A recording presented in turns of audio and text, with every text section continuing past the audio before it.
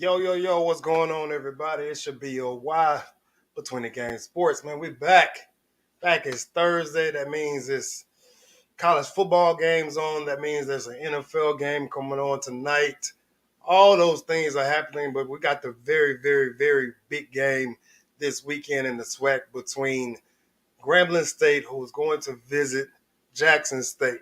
And so, if you've seen the title of this video, and I know it's early in the season, but is this the infamous trap game for Jackson State? And I pose that question for a certain reason. I appreciate the early birds who are in here. If you're in here, man, make yourself known in the comments so I can acknowledge you again. It's Thursday, Friday Eve, whatever you want to call it. I know some of you might be still at work. Some of you might be on the way home for work, especially if you're on the East Coast, whatever the case may be. So we have Grambling State versus Jackson State this weekend. And then most people would say that Jackson State is going to dominate this game in every aspect. It's not going to be close. But I would say this: Grambling State has a new head coach, a new state of mind. They're coming off a very good win against a Northwestern team. I think they're still in the Southland. I'm not sure. They might still be in the Southland, but whatever the case may be, Grambling State put up over 40 points in that game. So that's something compared to last year, where I think they only averaged about 16 points a game, maybe 17 points a game if you fall in Grambling State. Uh, Hope Jarg is in the building. What's up, my guy? If you're going to join, bring your butt. Aaron Sender, what's good? What's good, Aaron? Appreciate you always dropping through. So Grambling State last year, let me make sure I got my stats correct. So they were only averaged 17 points a game last year. Uh, it's a lot to go with that. If you're coming off, this is just their second game from last week, and they put up over 40 points, in which they actually had 47 points. 47-21 win against Northwestern State. Not the best of teams, but it's a good win. It helps you build your confidence. They pretty much dominated that game from off the rip. At the end of the first quarter, it was 14-7. At the end of the halftime, they had scored 27 points in the second quarter, and it was pretty much over with. They didn't score in the fourth quarter, so that means that either Northwestern State kind of figured some things out, or Grambling State just kind of took their foot off the pedal, took their foot off the gas. So, I didn't get a chance to see that game. That's neither here nor there. But I posed this question to I want Jackson State fans to kind of think about what's happening here. Grambling State, great school. We know the history behind them and Coach Eddie Robinson, most wins in NCAA history. I think he still holds the record. I might be wrong on that. Joe Paterno might have passed him, or somebody might have passed him recently over the past, last decade or so. Amazing by default. What's going on? Appreciate you dropping through. Primetime DLL Jackson State University. I know primetime is always going to rip. But all my Jackson State fans, I want you guys to kind of just, ponder. Your offense last game against Tennessee State wasn't the best. They had two. Shador had a fumble, and I think the running back had a fumble. I think Santi Marshall had a fumble. So here you have a team coming in, Grambling State. They're hungry. They got a new head coach in Hugh Jackson, who was trying to establish himself. And y'all got to remember, Hugh Jackson came in similar like Coach Prime came in late in the recruiting season or after the recruiting season. So he didn't have a chance to get his type of guys in his program. So you have this guy who's trying to establish his culture, establish the way he wants to do things. He has the NFL pedigree. And they're going down to Jackson State for Jackson State's first home game. And I said it's a trap game because Jackson State, you are playing your first home game, right? You're feeling yourself. You're 2-0. You're back on campus with your friends, your buddies, your girlfriends, whatever it may be. There's a lot of distractions sometimes playing at home. But for the most part, dudes do love playing at home. If you've seen my streams before, most guys will love to play at home more than being on the road. My guy Hoop Jargon just joined the stream. What's going on, guy? Nothing much, man. I had to hop in for a little second. Wanted to support the stream and all that. So big important game coming up, and I did want to do this, man. It's funny how Coach Prime has changed the dynamic. How this is kind of being framed as a trap game when, traditionally speaking, when Grambling and Jackson playing, this is a hard nosed game. This is like a blue blood going against a blue blood. You know what I mean? Yeah. So it's funny to see how in 3 years life has changed, and not only from the fact that Jackson was just horrible, for a long spell 3 years ago before Coach Prime showed up, but just for the fact that this game right here, like all the SWAC ish talkers know what time it is. Like this is a big game. Yeah. When Grambling plays Jackson, when Grambling plays Southern, when Southern plays Jackson, these are the big three, in the SWAC. So it's just funny now that Jackson's kind of expected to steamroll Grambling when that's normally not the case.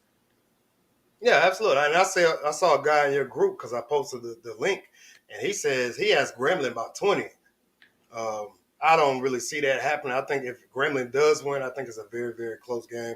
And it might just because of jitters from, Jackson State being their first home game. Too much excitement can happen. But like I said, Gremlin's coming off a very, very good win at home against Northwestern State. They got a new head coach. So they basically going to have the mindset, can we shock the world? And that's why I asked, is this a trap game? And it can rightfully be so, even though it's only the third game in the season. But when it comes to football, every weekend matters per se. So you have to come out there and give your best. You said it in your great video you did the other day, yesterday actually, about Coach Prime getting on, being prepared, grinding it out every single week because somebody's trying to come take your job. And, there's all these type of things going around Jackson State right now. They're 2-0, and we're not going to mention his name. I ended up doing a video about it, but we're not going to mention the YouTuber's name, but the young man, Mr. Nugget, people are posing these questions about him. Is he, in the right state of mind? That can be a distraction to the team. But like I said in most of my videos, I think Jackson State has the right guy at the helm because he's dealt with all this type of stuff before. Distractions, playing for the 49ers, playing for the Cowboys, winning the Super Bowl. And I think he one of the two. He either played for the 49ers first, won the Super Bowl, then went to the Cowboys. One for the 49ers and next year for the Cowboys. Yeah, so he's dealt with those are two historic franchise teams in the NFL, and especially playing for the Cowboys. So he knows about distractions. He knows about what the media is going to say. So I think they have the right guy at the helm to understand when distractions are going to come. Well, Coach Prime is going to be like the Phil Jackson to the Chicago Bulls and the LA Lakers. Like, you got a lot of personalities, man. You got a lot of ego to maintain.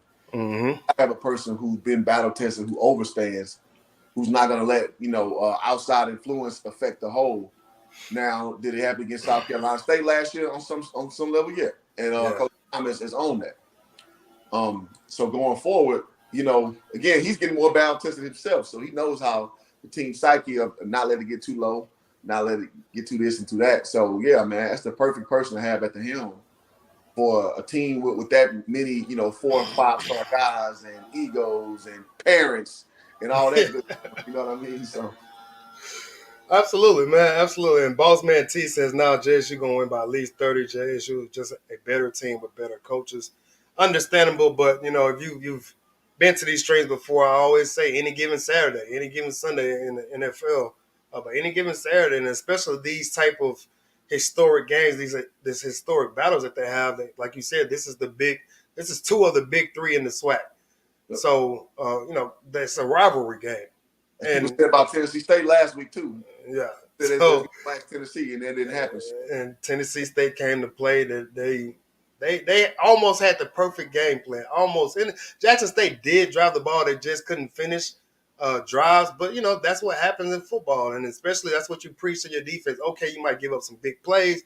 But at the end of the day, we don't want them scoring 6. We don't want them scoring 3. But we can go with 3 instead of 6. So the bend don't break mentality. And again, Grambling State is coming off a double-digit win. Their confidence is going. They got to be feeling pretty good about themselves going into this game. They scored 47 points last week, which they only averaged 17 last year. Big difference. It's a big difference of what they had last year. And Coach Prime said in his presser early this week, on Mondays where they do the SWAC press conference. And he said that's a completely different team than what folks saw last year. And Hugh Jackson, got to give him credit. He's establishing his blueprint, his game plan, his what is the word I'm looking for? God damn, his good Lord, I just drew a blank. He's establishing his program is what I was trying to get to. Good Lord, I don't know how the hell I just blew that. I just blew that completely.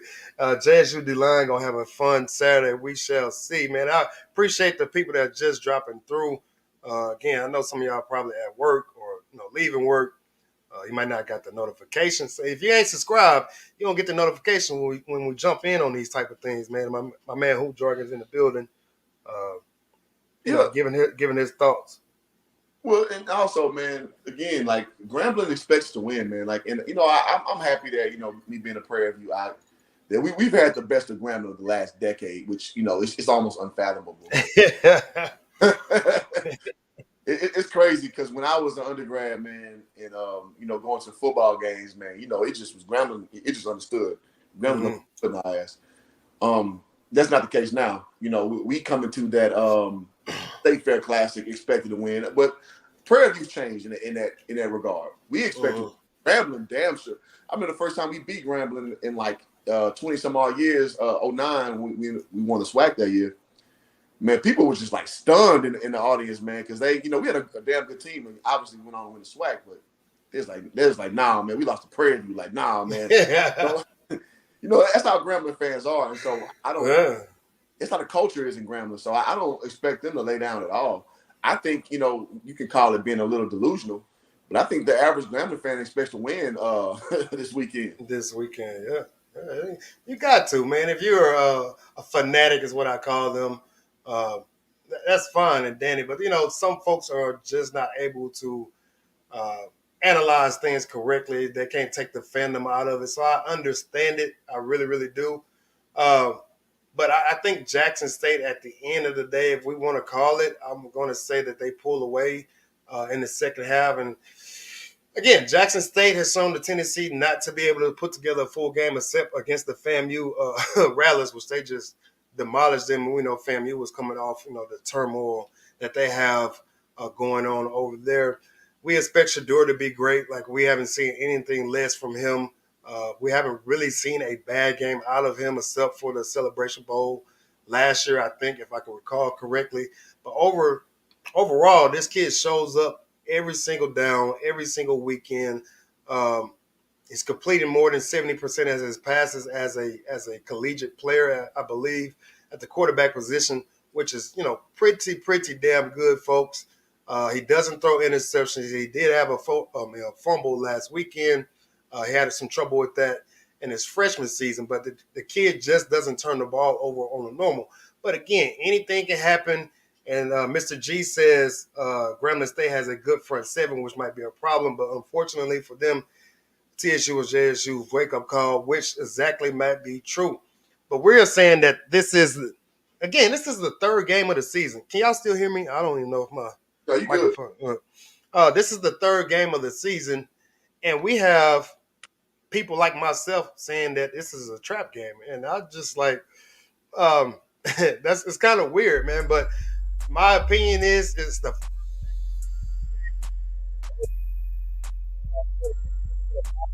your mic. Are you good now? I think. Okay. Coach Prime said it in his like an interview yesterday, saying that he don't care if everybody got to bring a water bottle to the game. He wants the stands packed. So I think those Jackson State fans are going to use this opportunity as to to kind of break away from the norm, dealing with repairing their house, trying to find food, all these type of things. But going to a sporting event is what sports are great for. It takes your mind off of everyday life situations for 3 hours, 2 hours, whatever the case may be. So there's going to be jumping, but I just want those guys to understand that you have to go out there and still do your job, not get too excited, and basically, like you were saying earlier, be even keel, man. And I think Coach Brown is going to keep them just right. But you never know in the rivalry games, in my opinion. Yeah, and I wanted to say this too. Now I know Jackson fans are kind of enjoying this new era where Coach Prime has made y'all the favorite every week.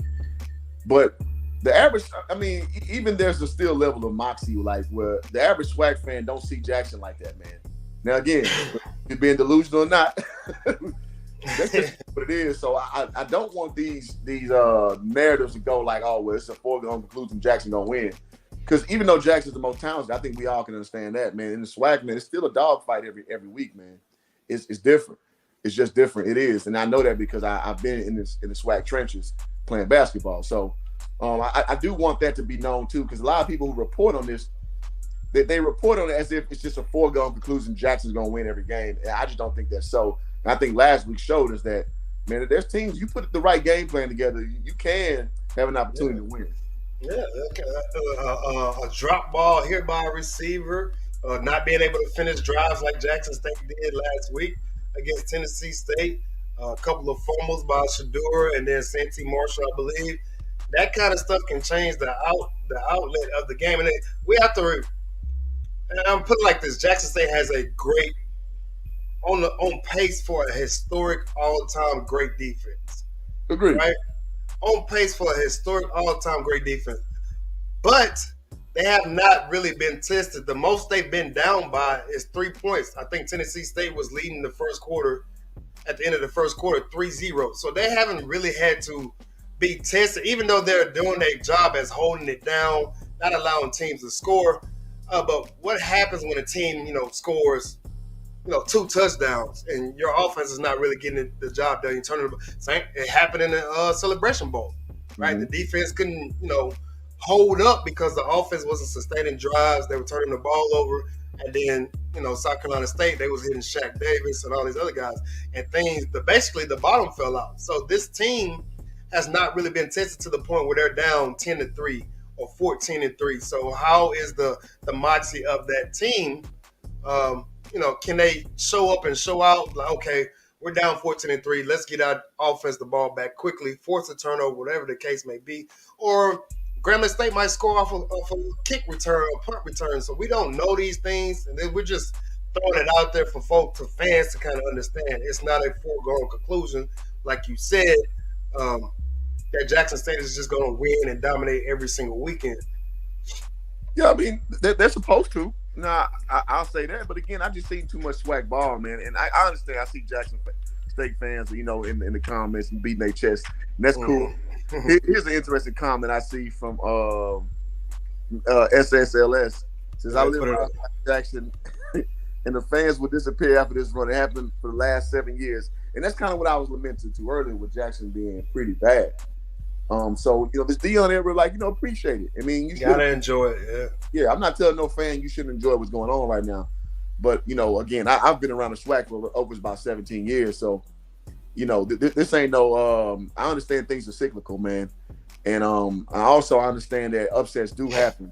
Now, this is an unprecedented, situation. I mean, we all understand that from top to bottom as far as what Jackson brings to the table. But at the end of the day, the SWAC is a different monster, man, and I'm just not going to ever put my, disrespectful cap on. Like I expect them to go undefeated, but I wouldn't be surprised if it does not pan out that way. Just because of the nature of the SWAC, and then again with a Hugh Jackson coach team, like you said, it's not the same Grambling. They're going to be prepared on a professional level. So I'm more or less keeping my eyes out about what goes down this weekend. Yeah, I can't wait. I think the game is at 1:00 Eastern time, maybe. I don't know, but I'm supposed to kind of try to do it. Hopefully, I can. I'm supposed to go to a PV volleyball tournament this weekend. I don't think I'm gonna make it. Aaron Sanders says, "No, fam. This team is mad as hell at their play on offense versus TSU. They gonna turn it up. They gonna have to do something, right? And this kid, this Dallas Daniels kid, I think that's his name. Somebody correct me if I'm wrong in the chat. This kid I think he's number 4 on offense. He is becoming a very, very reliable target. He's basically the safety net right now. I don't know if Shador used the tight end very much last weekend, but I did like what I saw in the first game. They hit the tight end for probably about 3 or 4 passes, kept the defense honest. So And then also with the young man, Mr. Wilkerson at the running back position, he's providing a very very different dynamic, kind of like a what's Arkansas when they had Felix Jones and Darren McFadden. Both of these guys, him and Saint T. Marshall, both of these guys can they're doing a better job. And shout out to the offensive line with their improvement. That's a whole new offensive line. But in the end, I think Jackson State is going to win this game.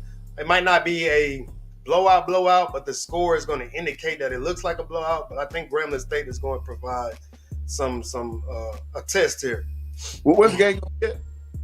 It's in Jackson. It's Jackson State first home game. Yeah. First home game. I would give Grambling a puncher's chance in this. It's a away game. Yeah, it's going to be a little rough. Yeah, Sophia says expecting a good game. Appreciate it. Derek Bostic is in the building. Jackson State going undefeated. They're going to punish them this week. Guarantee it's a locksmith. Derek was right against he came in late too. He came in strong. Like basically he came in hot. We was already doing the stream. He came into the FAMU game. It was like, man, Jackson State gonna win 61-3 or something like that. He was basically 2 points off. He came in like damn close. Like the game had already started. I don't think nobody had scored yet, but he came in hot, representing. It's not going to be a dog fault. There's no competition in the SWAC right now when it comes to Jackson State. If you want me to tell, they beat the best team so far. So you say? Yeah, any given Saturday. What his prediction was before the Tennessee State game. I mean, it's easy to kind of just spitball, final scores and all that, man. But I mean, you play football on the field, man, not on paper, man. So yeah. Aaron Sanders says, I don't remember Shadura fumbling the last game. If anybody can correct me if I'm wrong. I went back and saw some highlights. I didn't see the whole game, and then I went through the stats on multiple sites, and they had him losing a fumble during that game. Mr. Grant is in the building. The ultimate birthday gift to me this weekend would be JSU to lose to Grambling. Happy birthday to you, man. Mr. G says Northwestern State has not had a winning season in 13 years. ASU was FBS, so we don't know who GSU is. I mean, Jackson had a horrible 9-year run. So I mean, what does that mean? Come on, y'all. Boss Man says the SWAC is no monster with JSU. JSU the next Alabama. And that's what you want. And that's what man Hoop Jargon has been saying. For Jackson State to be considered an all-time great program, Coach Prime being an all-time, my man Franklin usually who jumps in here, he says Coach Prime is the best coach in the land. And we keep saying that this is a small sample size still, folks. This is a year and a half. If you want to go ahead and make it 2 years, he's been there 2.5 years or 3, but basically the COVID year doesn't really count. They played 6 games or something like that. Then last year was a full year. Then they're off to a good start right now. But you got to win. Alabama was winning the SEC 4, 5, 6, 7 years in a row without a loss. And this is, if y'all want to put Coach Prime on that type of pedestal with a Nick Saban, he's going to have that type of run for 4 to 5 years. Agreed. I mean, it's only right. It's only fair. If we're projecting, we clearly can see it's bound to happen. But at the same time, you got to do it, man. I'm not big on over rewarding somebody. Yeah, man. I just respect the SWAC too much, man. I just do. I'm just not gonna say just because on paper the teams are worse than Jackson that they got no shot. I'm not saying that because I seen it happen where teams had no business in the same gym or field as another SWAC team and got the dub. Carolina State had no business playing with Jackson last year and they got the dub. So I mean, listen, man, you got to play that shit out on the field, man. Yes, South Carolina State was. I mean, they got hot, right? They ended up winning they dominated their conference, if I remember correctly. They were 0-4, 0-5. Yeah. They finished the season at 6-5, and then win the Celebration Bowl to go 7-5. So they won their conference outright, just like Jackson State did. Played a little tougher schedule, whatever the case may be. But on paper, we did the pregame show, right before the game. And we were talking about, and then we had a couple of people come in, was like, man, now South Carolina State is this and that. And we're looking at the quarterback, Mr. Fields, I can't think of his name. And I'm like, this kid ain't got it. He was right at 50%. I'm seeing some of his passes, his throws. and they were god awful. And then Mhm. some of the catches that were made was because the receivers went out and did their job. But then in the Celebration Bowl game comes, and Jackson State don't go for the field goal like they should, put points on the board early in the game. South Carolina State get a couple of lucky plays here, a couple of lucky plays there. Then all of a sudden, the bottom just fell out, and this Fields kid, he started looking like Shadur out there. But with there's something that was said in our stream before the game that would have given South Carolina State a chance. Shit, I don't remember. Remember said that bunker mentality. Yeah, oh yeah, the bunker mentality, absolutely. And that's from exactly an old school type of coach, kind of like Hugh Jackson is right now. Yes, he left the kids on the bus. He didn't let them kids take in too much of the Valley who were playing the Celebration Bowl. He's like, listen, man, you do your job. You do what we supposed to do. And they ended up getting the dub. So, I mean, on paper, that wasn't supposed to be a ball game, but it ended up being a ball game. So that's all my point is. Yeah, absolutely. And shout out to Miss Ivy too, always dropping in. Appreciate it. We got some late stragglers coming in. Y'all make sure y'all hit that like button, subscribe, hit the bell button. If you don't subscribe, you can't hit the bell button. If you don't hit the bell button, you don't know when we going live. But you know, just check YouTube like that. Make sure y'all subscribe to Hoop Jargon as well. I'll get to more of some of these comments.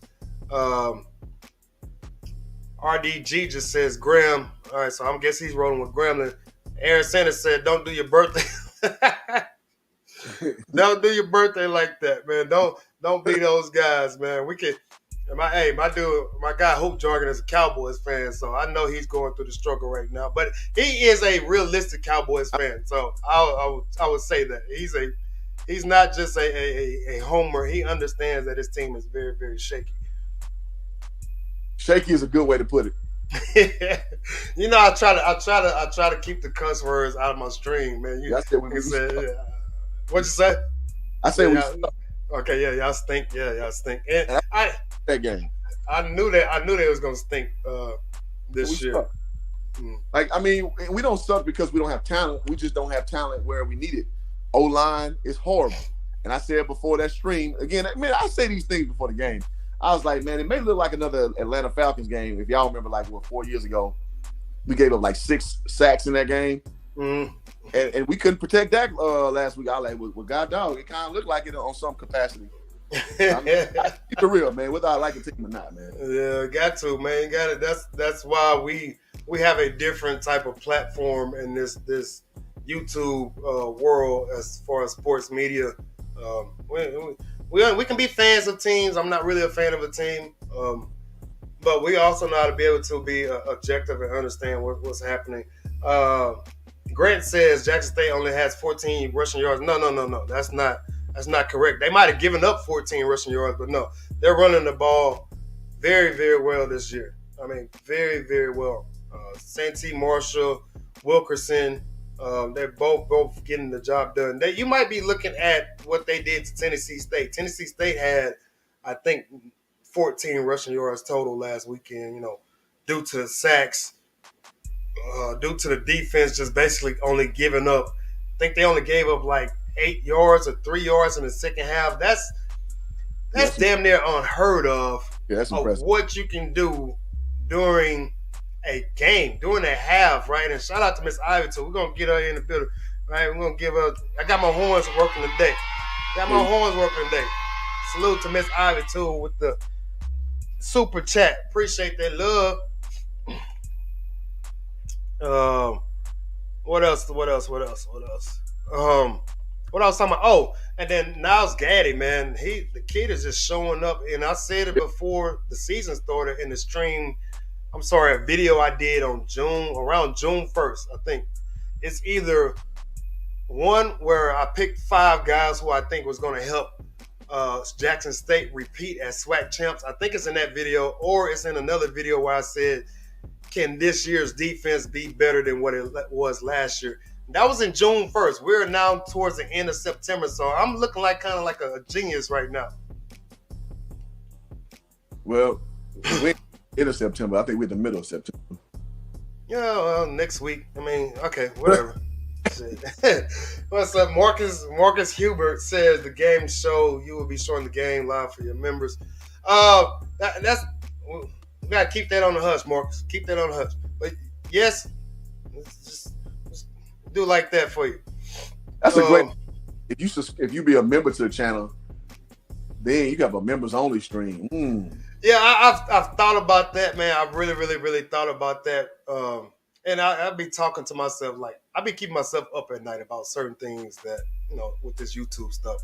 And I've seen guys before, and I know you've seen it when it comes to like fights, sporting events, wrestling events. They literally won't show what they're supposed to be showing until they get $200 donation or $300 donation. And I know we live in a capitalistic society, but you know me, dog. I'm just not I don't do a lot of stuff for money. Like money is great. It's great. You can't do anything without it. But it's just like, but yeah, that members only thing. It's been right there. Trust me, I got it written down in my notes somewhere. I ain't got my little binder thing where I write my notes, but yeah. I feel it. Yeah. So we got a South Carolina State fan. I think Blue Jay. I think Blue Jay is a South Carolina State fan. Yeah. He said South Carolina State 31 to 10 Jackson State. Yeah, man. It was Blue Jay. You might have been. It might have been you in the stream last year talking that cash money. I'm looking at the stats right now. You're wrong. Oh, they still going back and forth. They only gave up 3 yards. I wish I screenshot what I seen. It's called not update. We're telling you what in the chat. Even the host said it. Yeah. White Fields looks like Shador, the South Carolina State boy from Hard Nosed Football. I'm talking about during the Celebration Bowl game last year. Dog, you can't tell me, and I hate to get on, young men. These are, collegiate athletes. They're not professionals. But the quarterback for South Carolina State, Mr. Fields, he's not a very good quarterback. And I don't even have to watch a lot of games. I've seen some games. I've seen some highlights. But I can go through and look at the stats. And that particular stat right there tells me he's not a very good quarterback. He is a 50% thrower. Now, during the Celebration Bowl, he looked more like Shador in being able to complete passes. I'm not, trying to take a jab at him. I'm not trying to down him or whatever. But we know Shador is the more accurate passer. That's all I'm saying. Who was that? Mr. Grant. AET Grant. That's all I'm saying. Like, South Carolina State made Shador look different during the Celebration Bowl. And the outcome of the game, and again, we can kind of tie this back to what we were just saying. Jackson State doesn't take those 3 points early in the game. I think you were on there with me at the time. We both said, take the points, take the 3. But they didn't have faith in their kicker. I think they should have tried it because it was indoors. It was like a 42-yard field goal or something like that. I think it happened twice, if I remember correctly. They didn't take it. And then South Carolina State goes down and they get touchdown. And now you're trying to, all right, we're playing from behind. We got to, force things. And the bottom just kind of fell out. And then you have the score 31 to 10. So this is something that can happen this weekend with Grambling. A team that's feeling themselves, they score 47 points. I don't care who you play. I don't care if the team that they played haven't won double-digit wins in 25 years or hadn't had a winning season in 100 years. If you can get 47 points on somebody, that's pretty damn good because all these guys you're playing is at the Division I level. They all have ego. They all have pride. Every coach goes into the season with the mindset, okay, Newts, especially early in the season, going with the mindset, we're not going to do the same stuff. We're going to have something different. But you scored 47 points compared to you, which only scoring 17 last year. There's a chance. Like you said, there's a puncher's chance.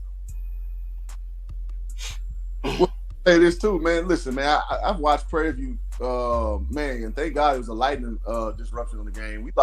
We were going to lose to Edward Waters College at home.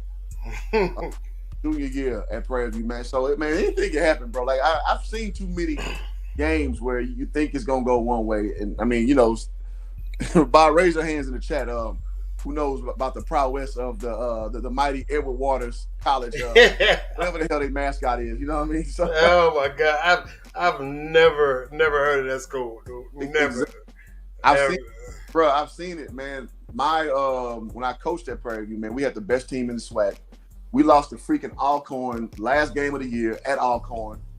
And it just was a game like everything that could go wrong was going wrong. And we lost that game to put us like the outright number 1 seed. I think it put us in the number 2 seed.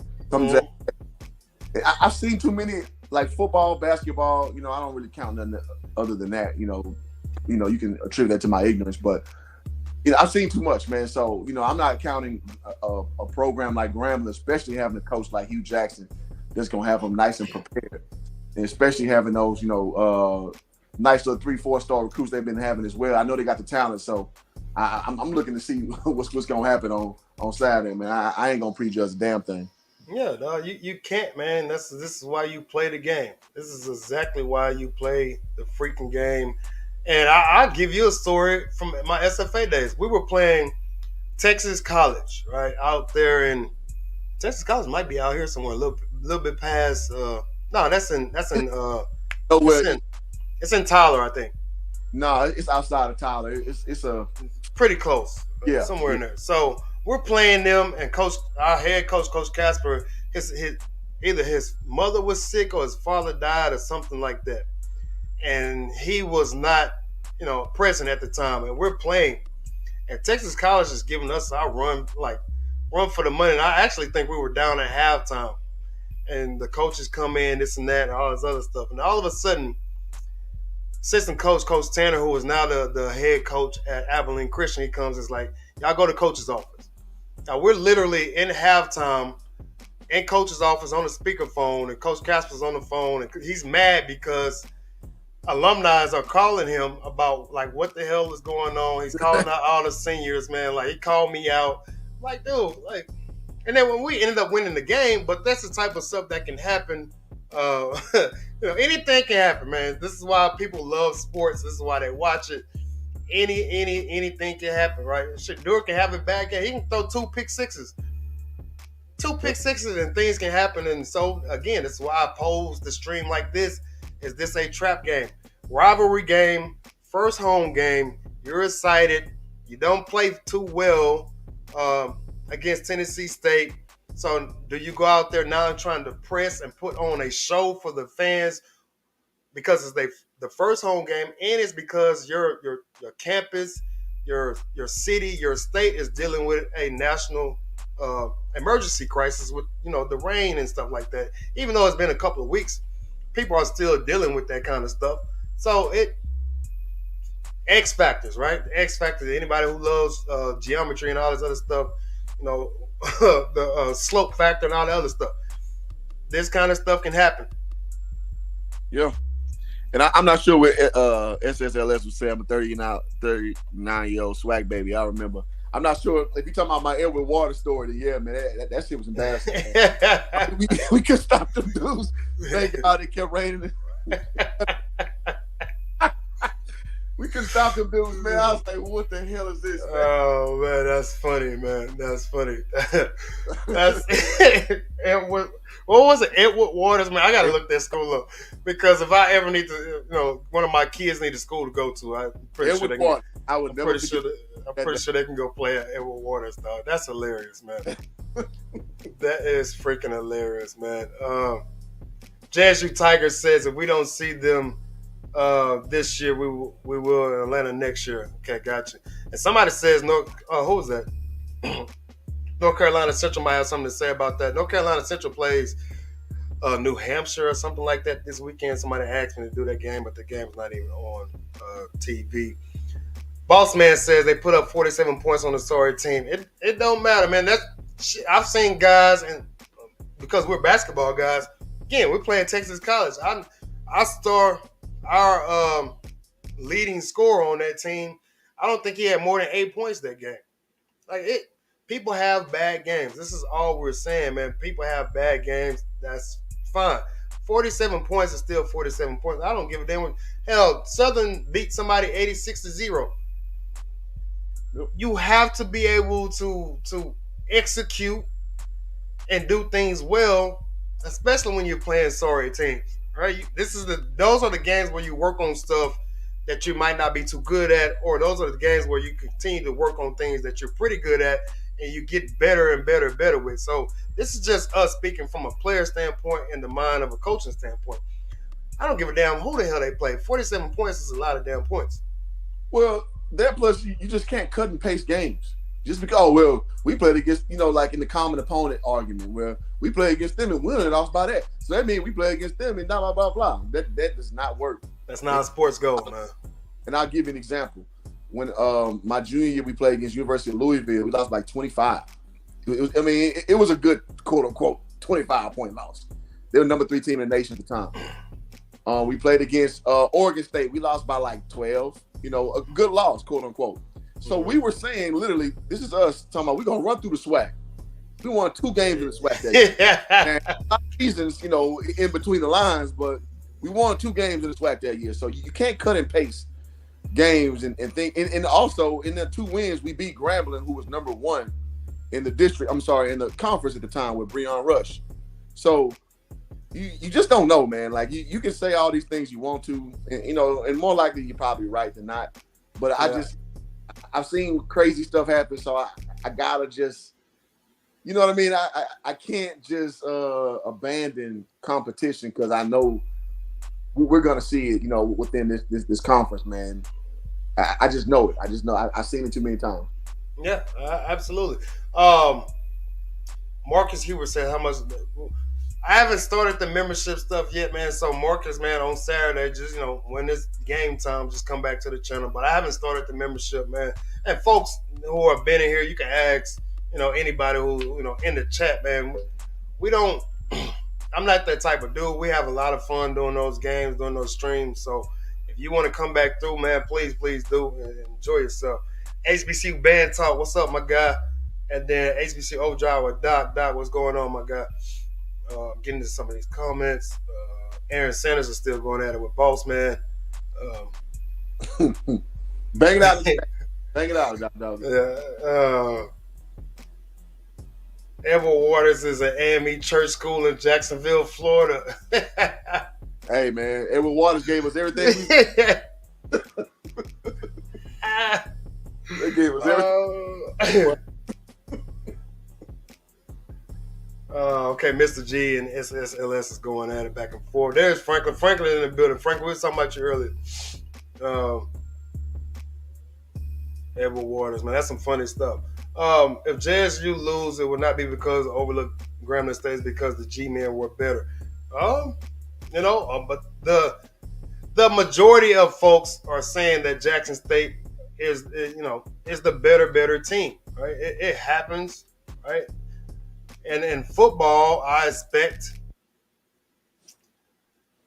No, I can't say that because I'm more.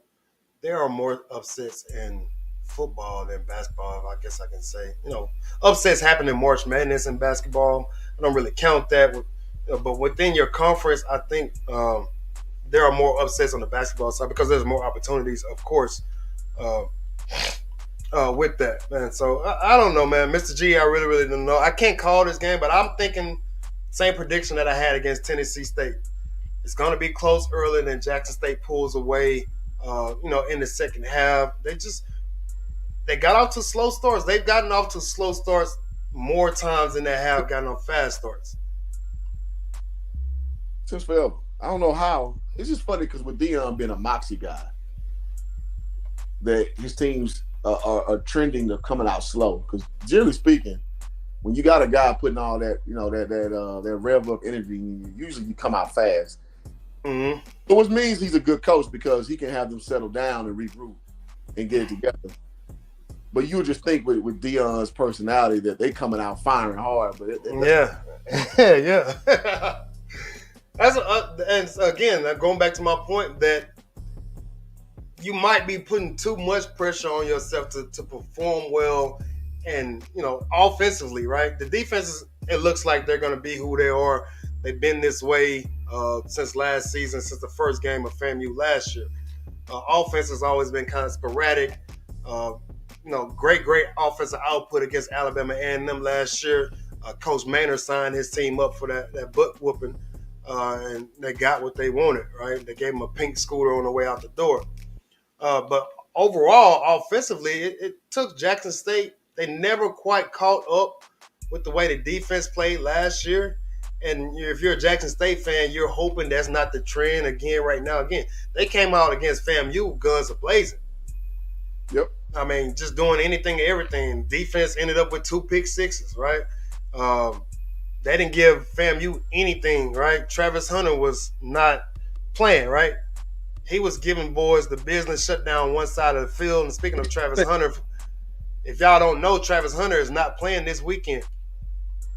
Yeah, I was gonna bring it up earlier. Yeah, I mean, so that's a big factor that's out. Travis Hunter not being on that field. So I mean, yeah, hey man. I mean, be confident, but don't be overconfident. And I like the comment that this brother said, don't take any opponent haphazardly. Yeah, man, hey, you'll get humble real quick. Yeah. Doc Holliday says that. Yeah, absolutely, man. You got to go out and again, if y'all didn't get a chance to see Hoop Jordan's video yesterday, Coach Prime was talking about you need more dogs. And shout out to my guy Bennett Presley, used to coach at Coastal Carolina. He has one of the greatest sound bites ever from a head coach, saying they got too many cool cats out here. And he goes, man, I need more dogs, right? One of the great sound bites from a head coach ever. Bennett Presley, Coastal Carolina coach. But you're talking about this stuff in your video yesterday about how you have to prepare each weekend. Collegiate sports, especially at the D1 level, it's a grind. You can't take any moments off, especially if your mindset is to say, you know what, I'm trying to get mama out the hood. I'm trying to move my family on to bigger and better things. But if you're not putting in the work, then all that stuff you're talking about is just talk. So like Doc said right here, you can't take anybody lightly, or that one weekend that you do, now you taking an L. Yeah. Agree? Now you taking an L. In Jackson State, y'all got to know, even for people who are supporters of Jackson State that does the YouTube stuff and stuff like that, and then there are the folks who are not, y'all got to know, when Jackson State loses, if they loses, watch how many people come out the woodworks with their thoughts and their ideas and all this other stuff. So watch. I mean, I'm talking about it's going to be kind of like when the Cowboys lose, like people, Stephen A. Smith type stuff. Oh, I told you. No. So if you're gonna beat your chest and all this other stuff, so you have to be prepared to understand when an L comes, if it comes, you got to take that. You got to take it too. Hey man, it's what they call it, the ebb and the flow, man.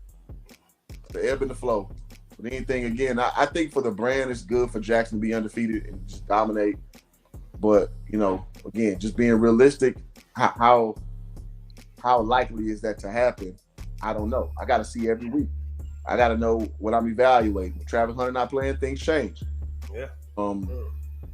Is Shiloh playing? I don't know, man. I've heard reports of saying, Doc Holliday can probably answer anybody else.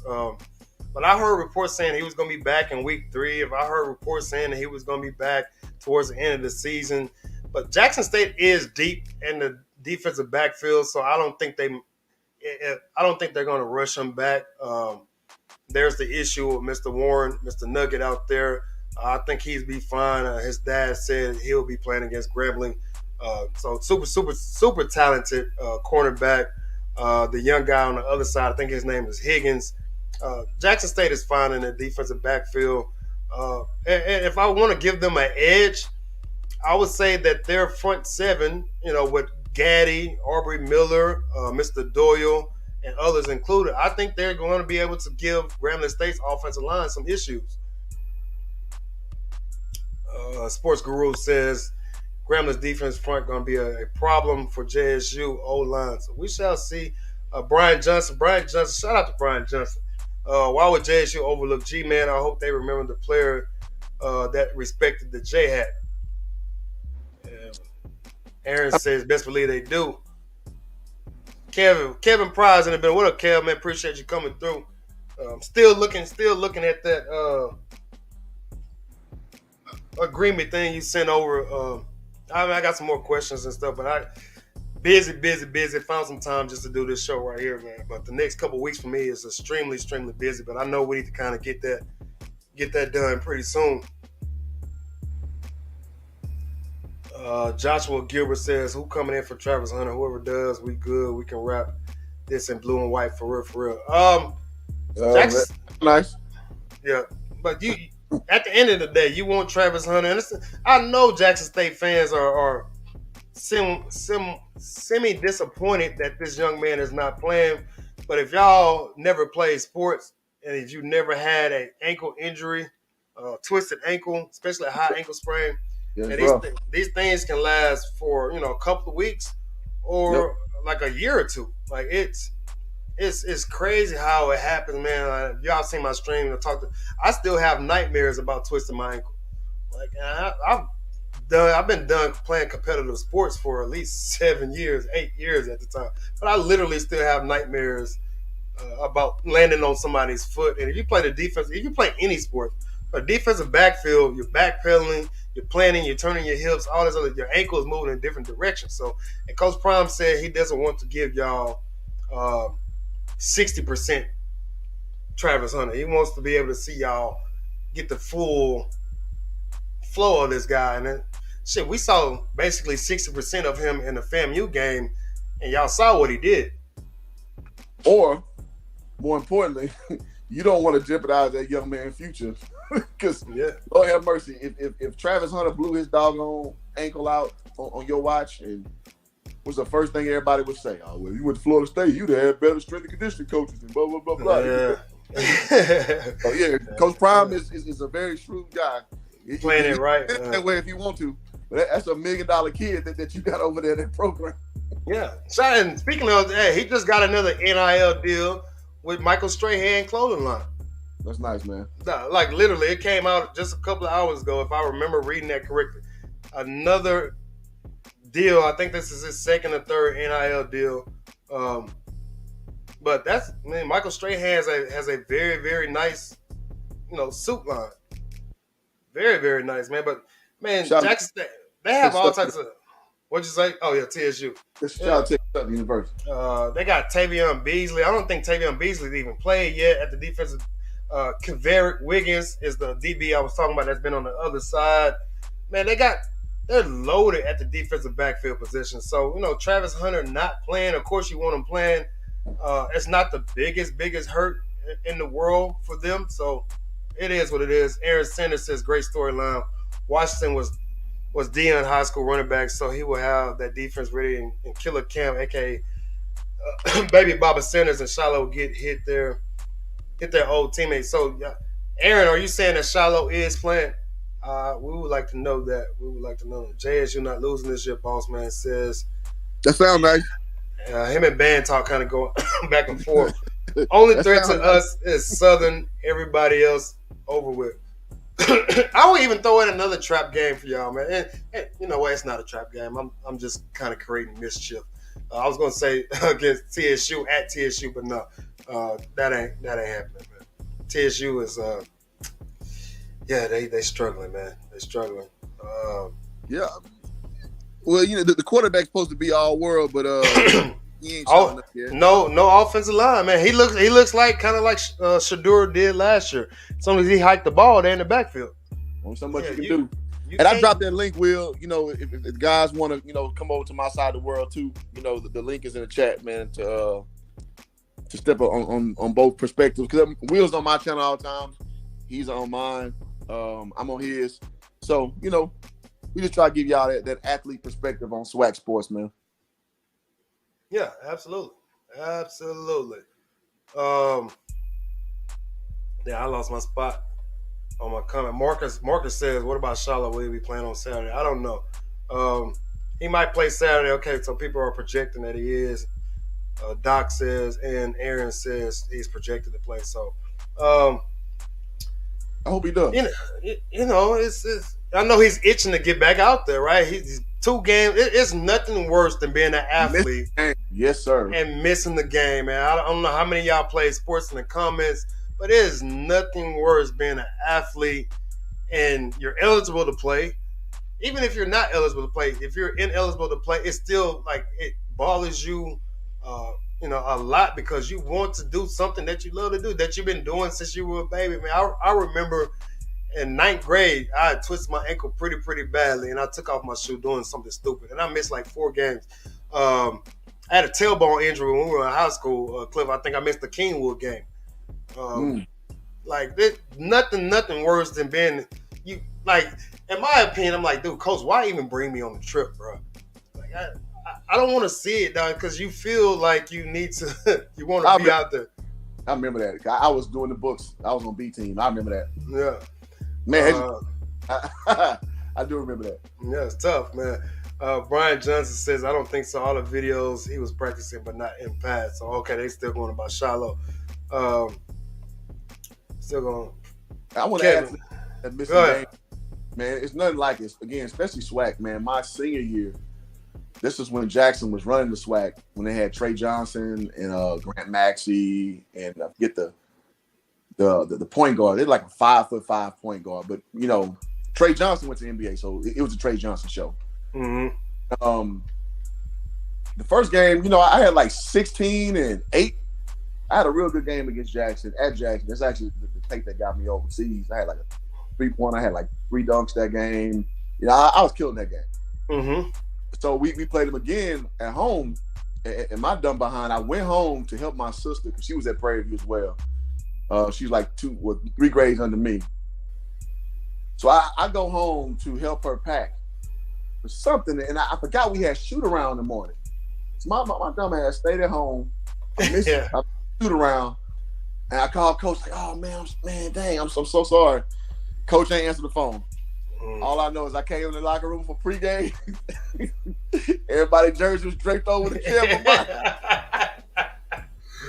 Boy, you talk about a lonely feeling. I started at the time.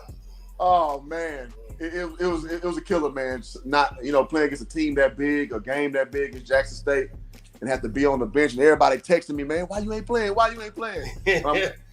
So I can only imagine what Shiloh's going through, you know. Man.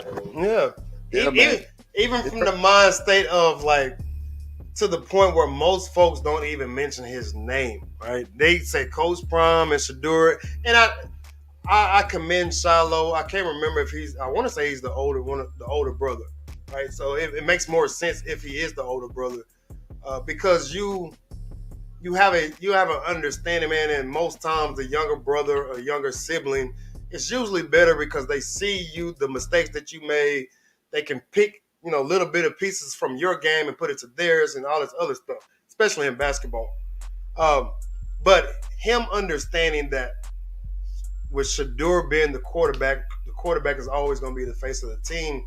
I commend him for understanding that from that perspective, but I know it's killing them not being able to like, no, Coach Prime got another son on this team too. Like, don't leave me out. Yep. And shout out to Shayla Lee, man. She hit the cash app, man. Y'all can hit the cash app. Shayla Lee with the $10 donation. Appreciate you. I had to get to that. That's what I was looking at on my phone. So appreciate Shayla Lee. Where we at on these comments? Where we at? Well, again, man, if y'all want to hit the cash app, you can. You know, it's scrolling at the bottom of the screen, or you can hit super chat, super sticker, or super thanks. I think is the other one. Something like that. So y'all can always hit that. Hit Hoop Jargon, and you can put your cash app in the comments. Okay. Let's get back to some more of these comments. I know. Let's see. Damn, I'm missing a bunch, man. It's hard the comment section. Shout out to the comment section. Yeah, I'm missing a bunch. Kevin, okay, got you, my guy. K5 is in for Hunter. Doc Holliday's going. He be on it, man. He must think that JSU has the same O-line. Grambling front 7 gives up over 5 yards a carry. Yeah, man. Jackson State has totally. Damn, man. Like, if y'all play collegiate sports, y'all know that your scholarship is a 1-year deal, right? It's a 1-year deal. And what Coach Prime did, and he addressed it in the offseason, and he said it, they were going to address the offensive line. And if I remember correctly, everybody on the offensive line is somebody totally new. So this is not the same. This is not the same offensive line, man. They're getting the job done, and Marcus Adams is saying that Grambling is giving up 5 yards a carry. Whoo! Good luck. good luck. If you can get your running game going and Yeah. mix in some bubble screens or some play action or something like that. We don't know if Malachi Wyman has, picked up the playbook. Again, this is a new offensive coordinator. He's just kind of getting himself back in the thing. So here's a guy that's, 6'4", 6'5", and you're missing this type of dynamic because he can literally jump out the gym and go get the ball pretty much against anybody.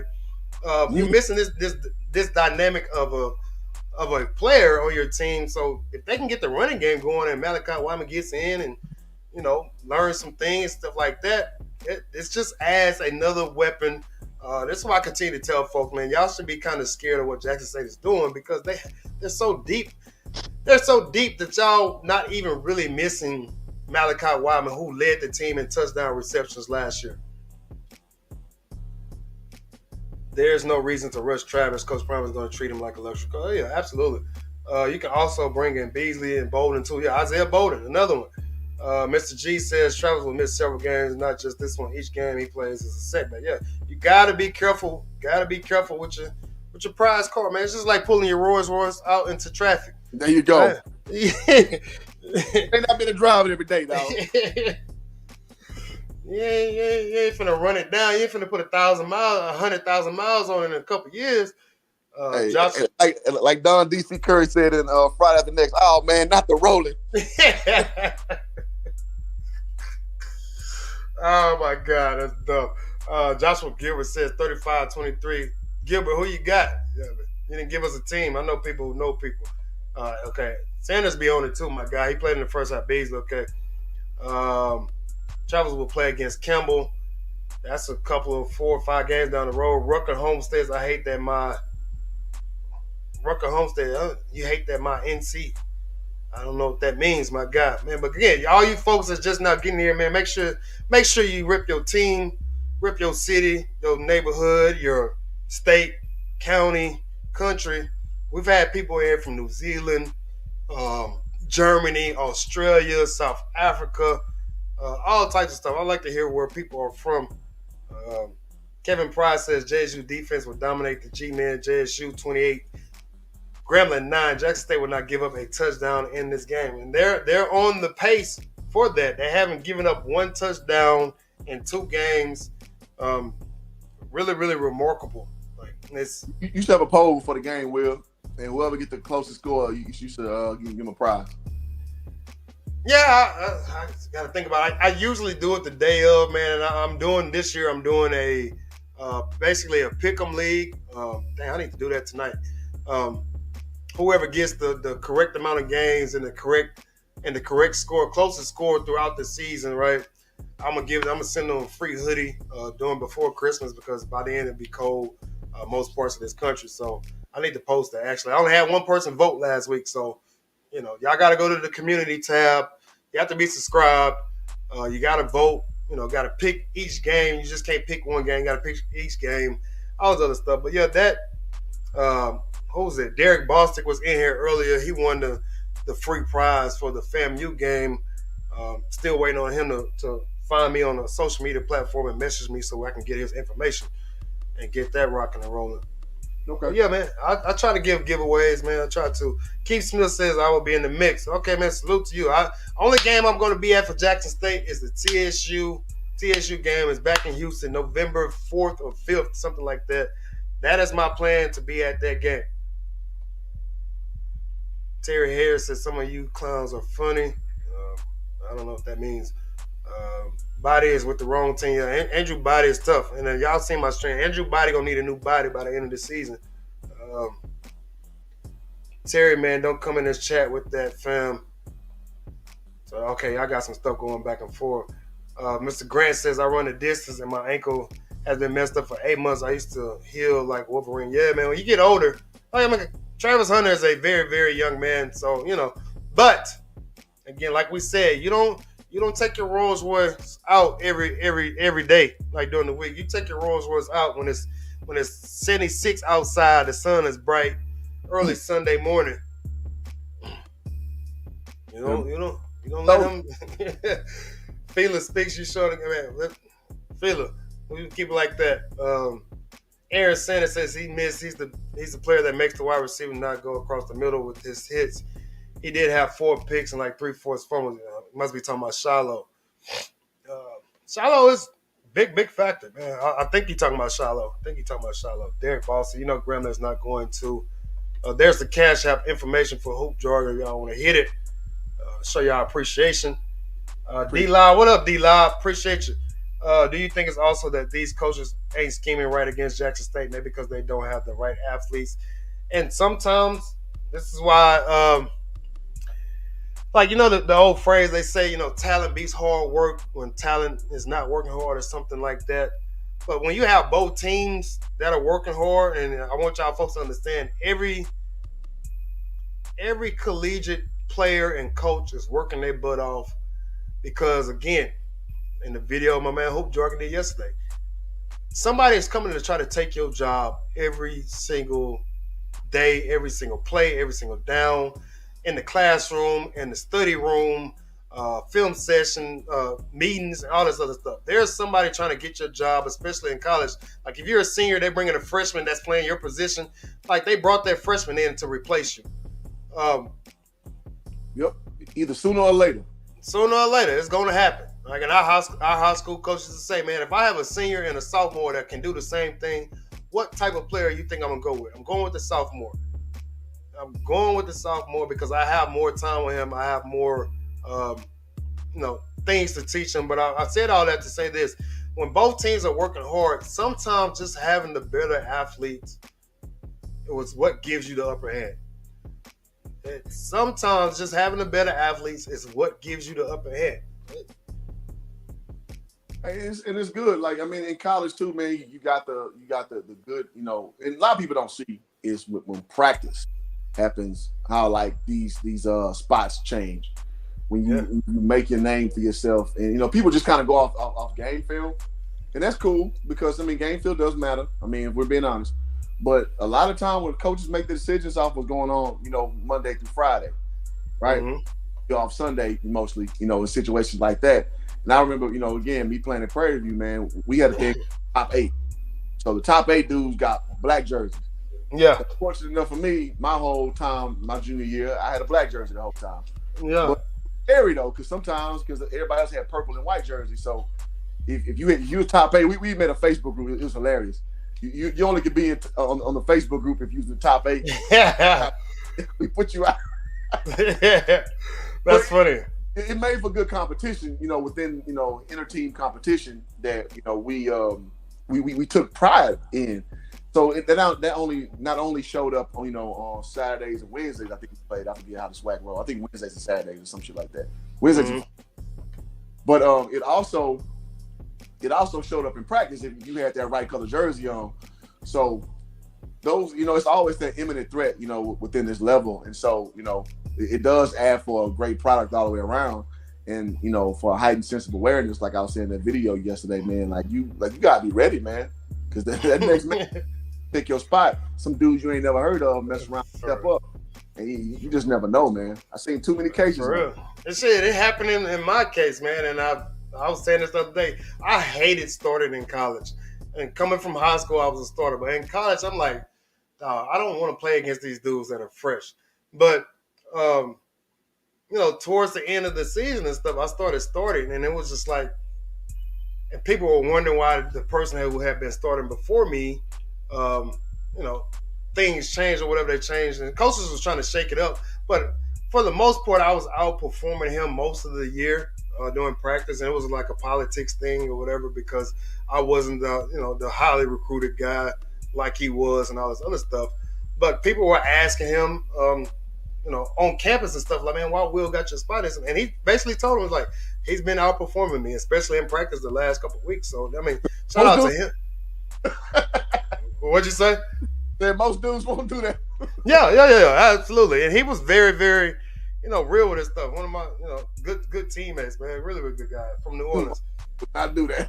Yeah, most dudes, yeah. And so he's, most niggas, nah, man, that nigga ain't coach tripping. Yeah. Shout out to DMV is in the building, man. Is it Keithus? I don't know if I'm saying that right. I'm about to lose my microphone. Let Let me fix that while doing that. Rusty Shackelford says, bro, Grambling O-line ain't it. It's going to be a long day. Man, Marcus Hobart got 64 to 21. Good dog. Good Lord. Hey, I mean, if the FAMU game ain't happen, I would think that's absurd. But I mean, if Jackson can start clicking, man, who knows? Yeah. But I'm saying, if it gets to that type of point, right? Same thing that happened in FAMU. So if Jackson State don't sub their starters in the FAMU game, they probably put up 75, almost 80 points against FAMU because it was just that big of a gap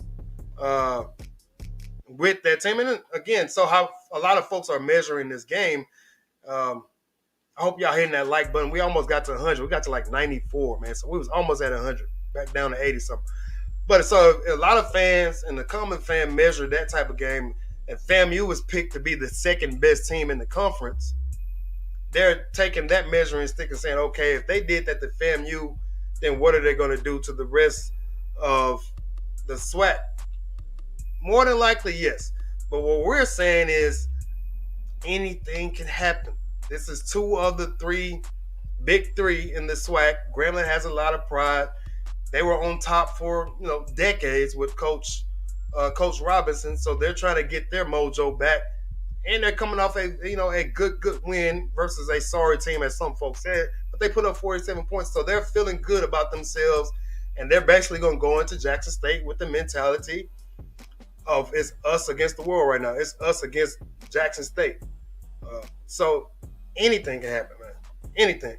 I guarantee Western State didn't go into that game thinking they was going to get. I guarantee they didn't come into that game thinking they was even going to lose the Grambling. So, I mean, again, man, we talked about that with the Southland schools, how they feel about the SWAC and yada, yada, yada. So, I mean, it is what it is, man. You give respect where it's due, man. Grambling did their thing. Yeah, and Sports Guru says Grambling had a top 5 defense last season. And if I remember correctly, I need to, go to my notes and stuff here, but I think he's absolutely right. Right? So, again, you have a top 5 defense. You add a guy like Hugh Jackson with the, mindset that he has and all these other things, and he's adding his own personality to this team, which Coach Prime is saying they're different. They're a lot tougher. They're a lot tougher in the trenches. So, Jackson State don't get off to a good start. Then, again, y'all understand sports, man. You start pressuring yourself. You start hearing the fans like, oh, man, y'all Negroes sorry, this and that. That stuff plays a part on you when you're at home. It's like, oh, y'all supposed to be beating the doors off of them. Mm-hmm. Doesn't always happen like that, man. And we know how we are as black people, especially dudes that's in the stands. Like, oh man, I should have been on the team, but coach was hating. You know what I'm saying? This, like, yeah, we know how we are, dog. Like, I write a book on that shit. We know how we are, man. Southside Jackson is in the building. Appreciate you. HBCU band talk, checking in from Orlando. Hey, I'm gonna say this too. It's different. We got better coaching, man. So again, I can only experience it. My personal experience, me playing at Prairie View. We had my coach was Coach Hawkins my first year. He played at Arkansas when they was like really good in the 90s. He was he was a work in progress as a coach. Very emotional. Would go back on some of his scruples. However, sometimes he would bring in Nolan Richardson. The great Nolan Richardson would come in and run our practices sometimes. Mm-hmm. The way he ran it, man, it was night and freaking day. Night and freaking day. Coach Nolan came down twice and ran our practices and just took over. Hawk let him just do everything for us. We had dudes on the bench coming in looking like all Americans, man, because he understood how to put people in the right places. So I say that to say that, last year ain't this year. Hugh Jackson is a different coach, man. So sometimes that step up in coaching prowess, it can lead to a surge in performance. So y'all gotta, factor all these things in.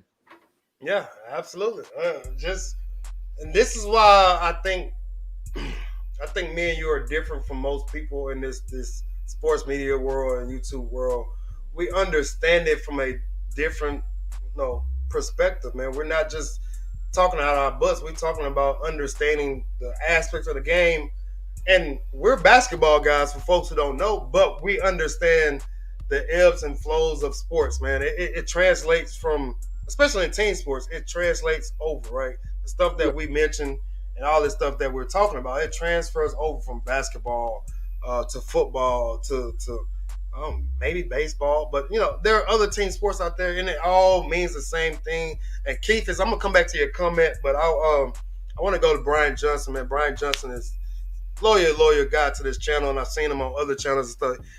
And if you've never been to a collegiate practice, man. Collegiate practices are way harder than the games. Like way harder. And he said Prime wants their practices to be more harder than their game. I hated practice. I hated it and I loved it. Absolutely. The games were hard, I guess you could say, because you were playing against somebody else. But man, practices was so damn hard. Again, there's no fans at practice. There's no. What do most coaches say about practice as it pertains to the game? Practice has to be harder than the game. They said practice gonna be so hard you're gonna look forward to the game. Yeah, it ain't gonna be like playtime. Literally, yeah, that's how it is. It's literally how it is. Even if you don't play, you're still good because like practice is so hard. It's accountability everywhere. If your team, if your coach is good, and it sucks. Practice sucks. It's 3 hours plus. It's boring. it sucks, man. It is not. It makes you want to quit every day. Every day you want to quit. Every day, dog. Every day, dog. I favor saying that SFA, and I'm gonna get Cut Dog. I don't know who you are. He says great comment, HJ. Appreciate you coming through, man. I hope you subscribe to both of these channels. But I remember Christmas break in Nacogdoches. You was there, man. I remember we used to walk from Hall 20 and Hall 16, and where that corner meet right there before you get to the Coliseum and stuff. You'll see just hoodies on and stuff, and we'll look at each other and be like, man, this is the life we chose. It made sense because it really was, because you, like you said, it makes you want to quit every single day, and you just like, oh, we're choosing to go like break our back and run till we can't freaking breathe. 5 in the morning, like this is the life you chose, and it makes sense. For a mile at 5 in the morning. Raise your hand in the chat. If you want to go at 5 in the morning, if you're running too slow, you got to run it again. Yeah. Or if Thursday night is college night, and most Thursday night is party night in most college cities. So all your friends that's on campus, they all out partying in at the bar, at the club, the local club. But you in bed on a Thursday night because you got to run the mile at 5:30 in the morning. You can't experience the normal college life. So for anybody who thinks college athletics are easy, I suggest you ask a coach to allow you to enter their world for about 2 days. Facts. And that goes to your comment of what people saying in the stands that, I could do that too. No, the freak you can't.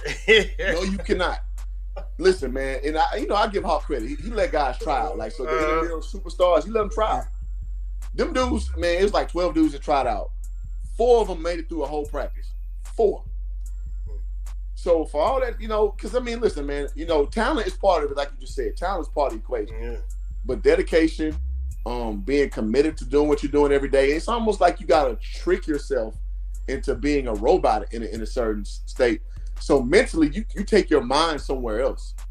You just do. Yeah, all these things play into it. So that's why I'll never disrespect no athlete all the way through, because I know what they went through to get on that field. No. But in its most infantile stage, I understand like what you went through, because it's hard to get your jersey, man. Like you got to earn your jersey. Yeah. There's very few dudes who can just skate by through off season doing nothing and get on the field or the court for that matter. Yeah, man. And I was a bigger dude, man. Y'all see how I am. I'm not the smallest of guy. And so I was running, but I'm not tall, a tall basketball player. So I had to run the mile time with the guards. The mile time for the guards was like between 5:10 and 5:30. And I'm struggling. Yeah. Struggling. And we had our best player, Josh, who was just a freak athlete, man. Josh would literally like skip curfew and everything, be out partying all night. And he was still running like a 5:10 mile. Like I'm sitting over here looking at him like, I can kick your. Like, dude, come on, man. Some dudes just had like that. On my team, we had a cat named Jeremy Wiley, man. He was 5'6" out of I forgot what school we went to in Forest Brook. He just was a freak, man. He would drink soda, he would smoke, he would do all kind of stuff, miss practice sometimes. He just had a kid. That dude would be first in sprints every time. Nah, that's the BS, man. That's that BS, dog. Marcus Adams says JSU 45-0 SWAC domination. Good lord. D Lob says, "What's Grambling wide receiver and QB looking like?" I ain't watched the game. You have to let me know. I know they got a good guy, a 4-star guy, receiver. I forget the gentleman's name. You have to let me know. You Aaron got your Sanders. super chat. Okay, yeah, I see it, man. Shout out to Brian Johnson. Appreciate you, my guy. We'll give you that. Got the sound effects working today. Bang, bang. Appreciate that love. Yeah. So, man, I guess we're kind of getting to the nut cutting time, and I mean, predictions have been made. I guess I can ask you, before I ask you, let me get back to some of these comments. D Lob says, wide receivers are okay, but the O-line is not that good. Off script says, Bamas are being real disrespectful. What do you mean by that? The people in the comments or what? Who's talking like that? But I guess I can ask you, what are your expectations? What are you wanting to see? I mean, I guess from both sides of the field. You can start with Grambling and then kind of end up with Jackson State. Well, again, to me, the way I view this is a moxie game, man. I view, again, I know that this new era it's become like Jackson State, beats everybody kind of thing. And I just don't subscribe to that. I don't. Because, again, I've seen too much SWAC football. So I know, like, when the chips are down, when it's a, big game, people going to show up because everybody got the same pride that the next person has, believe it or not. So with that being said, I expect Grambling to be prepared. Now we've been an away game. It's going to be rough, but I expect the defense to show up. And I think, in my opinion, it's going to mirror what you said. Like, early, it's going to be a good field position game, I don't expect it to be a high-scoring game early. And then I just think Jackson, with the talent that they have offensively, defensively as well, but I think offensively, they'll get popping in the second half. And I expect about a 2-score win by Jackson. Okay, yeah, I can roll with that. And we got people out in the comments giving out advice about joints and stuff, man. That's what I'm talking about. About what? About joints and ligaments and stuff. They out there sharing information to each other. They sharing information to each other. I don't know the name of that guy I was speaking about, Faison Wilson. So I appreciate that for that. Faison Wilson. Who was Faison Wilson? I think I was speaking about that the receiver at Grambling. Oh, okay, gotcha. I'm about to say, I know that you wasn't talking about the what was it? Eli Webster College. What was the name of that college you was talking about earlier? Edward Waters. Edward Waters College. Man, I'll never forget that game, man. I was like, dog, you up on the schedule. Man, thank God for that lightning delay. Well, they gave Prairie View everything they wanted. And they were going deep every oh, that's funny. With the basketball team, man. We clowned the football team for that shit, man. Yeah. It was a dude, he played DB, and he ended up, going to the military, but we didn't really like that dude. I can't remember his name. But boy, that boy was getting aired out, dog. Oh, we was tearing his ass up because most of us were criminal justice majors, so in class, tearing his ass up. He was getting that work, dog. You got to give somebody that work. Maurice Washington is Grambling State's running back. I heard he's pretty good. That's somebody said Coach Prime knows him personally. Yeah, I heard. D-Lob says I heard running back is good, but I don't think you can beat them if you can't throw the ball at a bare minimum collegiate level. And again, man, Jackson State, and just there is no Travis Hunter this weekend, and we've seen what he did to FAMU's receivers. Absolutely. They didn't even look to his side of the field, I think, after 7 minutes to go in the second quarter. I don't even think they looked this way. Like, it was just that much of dominance, man. You had all these people just basically, and LeBron James, spoke about it. I think it was a show that I did afterwards, or a show that you did, and they was basically talking about, I don't know who came on here and said that. Oh, it might have been my man Doc Holliday. Okay. No, it wasn't Doc Holliday. It was somebody else, but that came in at the same time. He was basically saying if Travis Hunter would have did this at Alabama or at Georgia, it'd have been the talk of it'd have been the talk of the town, man. I can't remember who the guy was. I appreciate him coming through and saying that, but he would have definitely been the talk of the town. And so Jackson State is just deep at the defensive back position, so I don't think it's going to be a big issue. And if they can pretty much corral the quarterback and the running back with just the front seven, um, Jackson State wins this game pretty easily. But again, we never know, man. Somebody might get off to a hot start. All it takes is one a kickoff return here, a punt return here, or a block punt, or a pick six, whatever. And again, Shadur doesn't turn the ball over like that, so it's more than likely that Jackson State wins this game. Again, they pull away late in the second half. Probably about 8 minutes left in the third quarter. They get hot and get the rocking and rolling. It all depends if they're actually successful at running. Then the quarterback got to make some plays. So, the comments are still rocking and rolling. I think I'm going to actually open up the stream and allow folks to come and speak their piece. Anybody who still has questions, y'all go ahead and Aaron Sanders says Travis is out the boot. Yeah, being out the boot. Look, I was in a boot in college. I was on a boot and crutches in college. After the first day of crutches, I threw them hoes away. I couldn't take it, dog. And I already sweat easily. By the time I got to class, I was drenched in sweat. And I was just like, you know what? I'm done. So I was basically walking on the boot. I remember I got in the boot like 2 weeks before homecoming.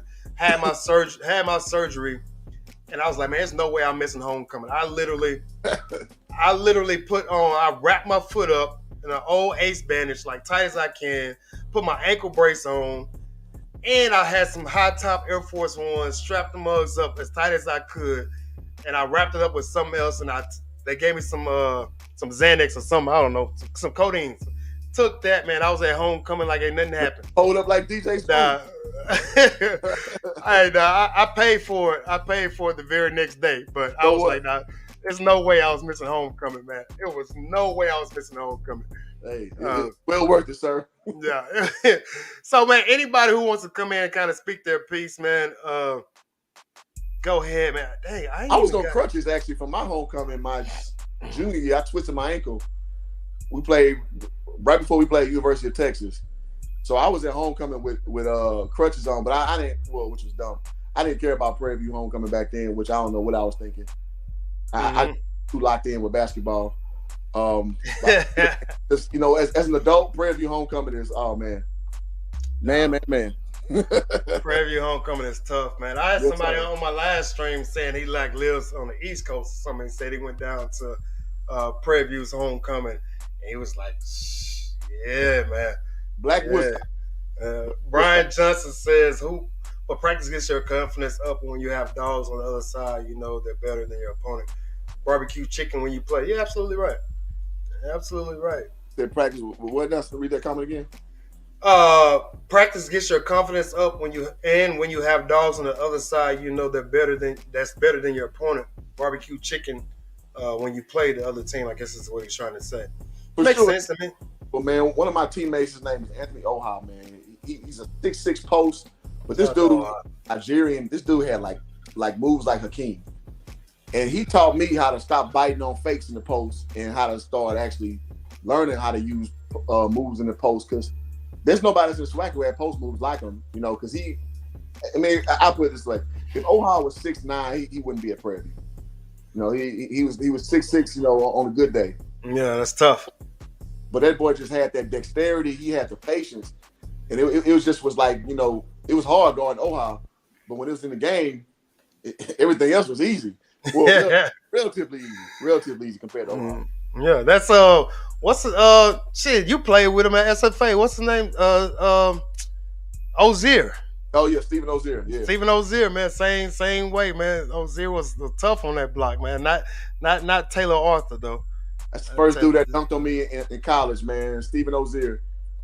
And I grabbed his arm. He still dunked on me. I was just like, God, I was like a shrink bean back then. Yeah.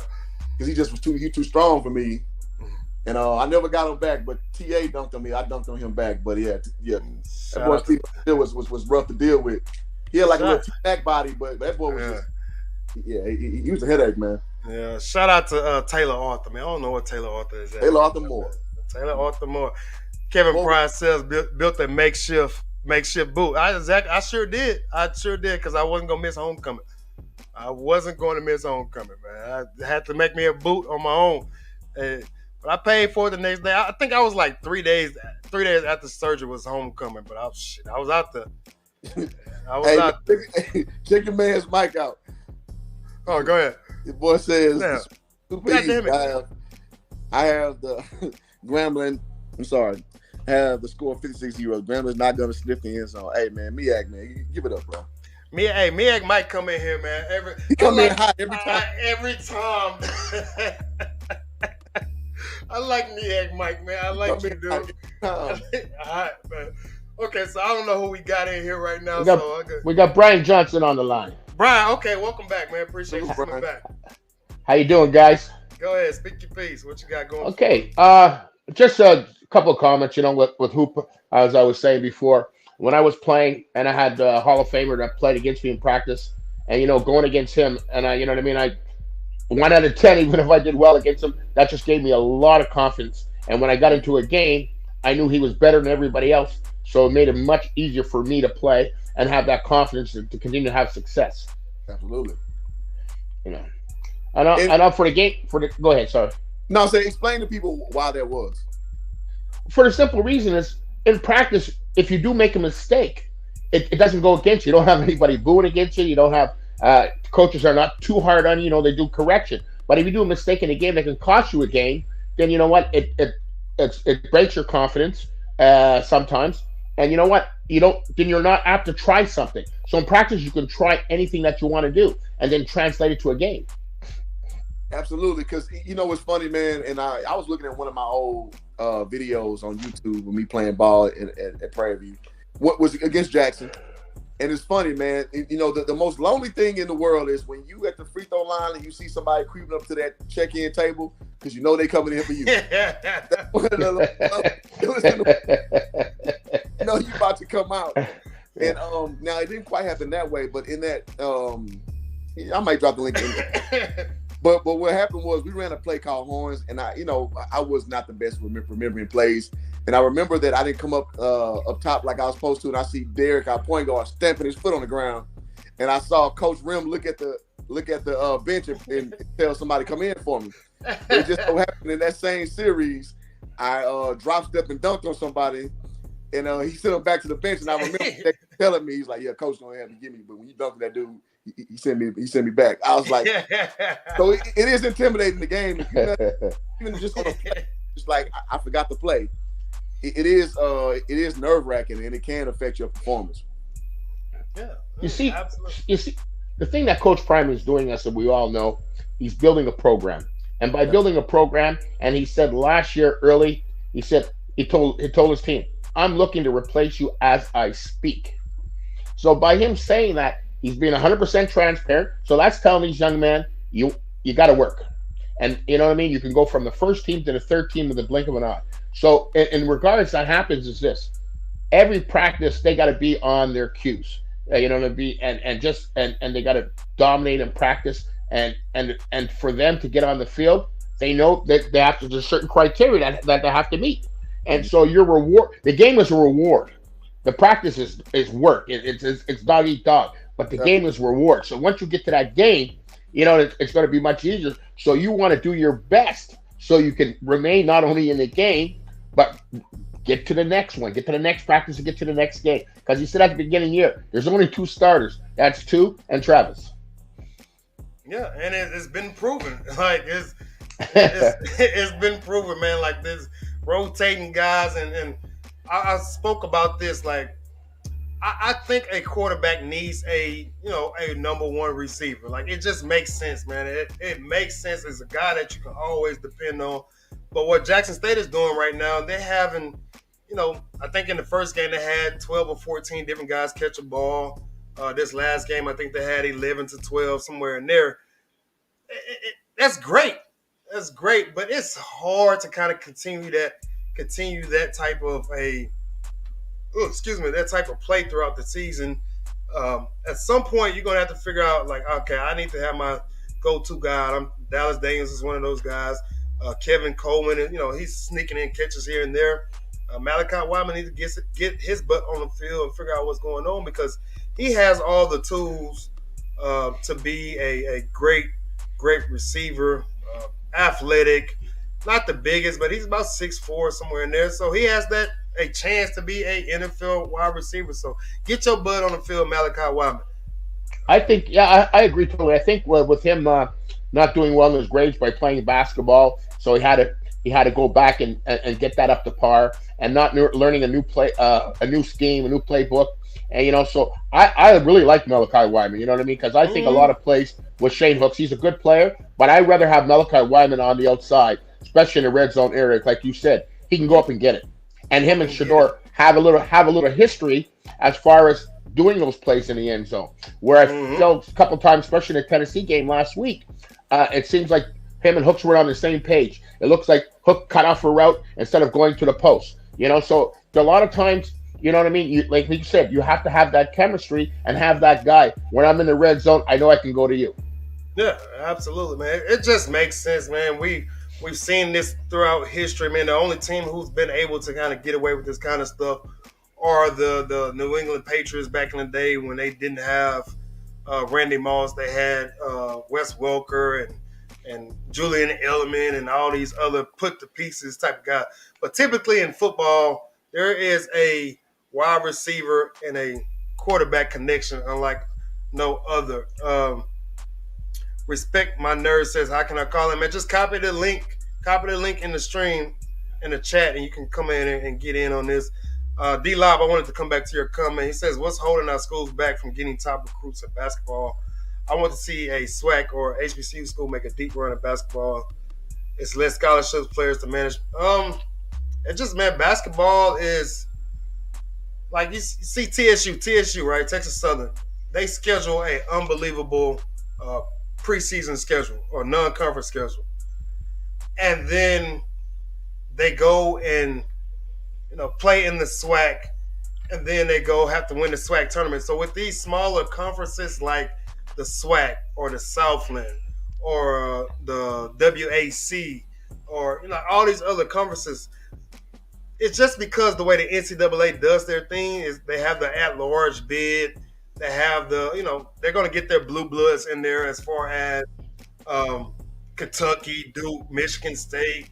Um, who am I missing? North Carolina. Like all these guys are regulars, and then you have the at-large bid. So those are the schools that are finished second and third in the SEC, stuff like that. And then you have the smaller conferences. So smaller conferences just can't get in at large, right? It's just the way it's built. I mean, maybe the system can be changed, but you have to win your conference as a smaller school to get into the NCAA tournament. And shout out to Respect My Nerds. What's going on, man? Yo, what's good, bro? I had saw your YouTube channel like last Saturday when you were showing the game, and I kind of subscribed, and I became a fan, man. It was to set you up, bro. Oh, appreciate you. What you got for us? I think you said that. What did you say? I'm gonna put your comment up so folks can see. He says no, they're not losing the Grambling State. Well, so why do you feel that way? So you can let people know why do you feel that way about the losing. No, okay, because it's another dude who let people call. I forget his name on top of my head. I think it's like Swag Buzz or something like that. And I was just saying, I was just saying, there's a lot of brittle, fake, just bandwagon fans. Like some people was upset because Shiloh didn't play last week, and a lot of people upset because Travis didn't play last week. And I was like, I'm just happy that the team can still come together and not, just be, like in need of this one player. This one player don't play, then the team not gonna be good. And I'm very impressed with the defense that they didn't miss a beat. They didn't miss an absolute beat. Like, we lost Houston, and they ain't really miss a beat.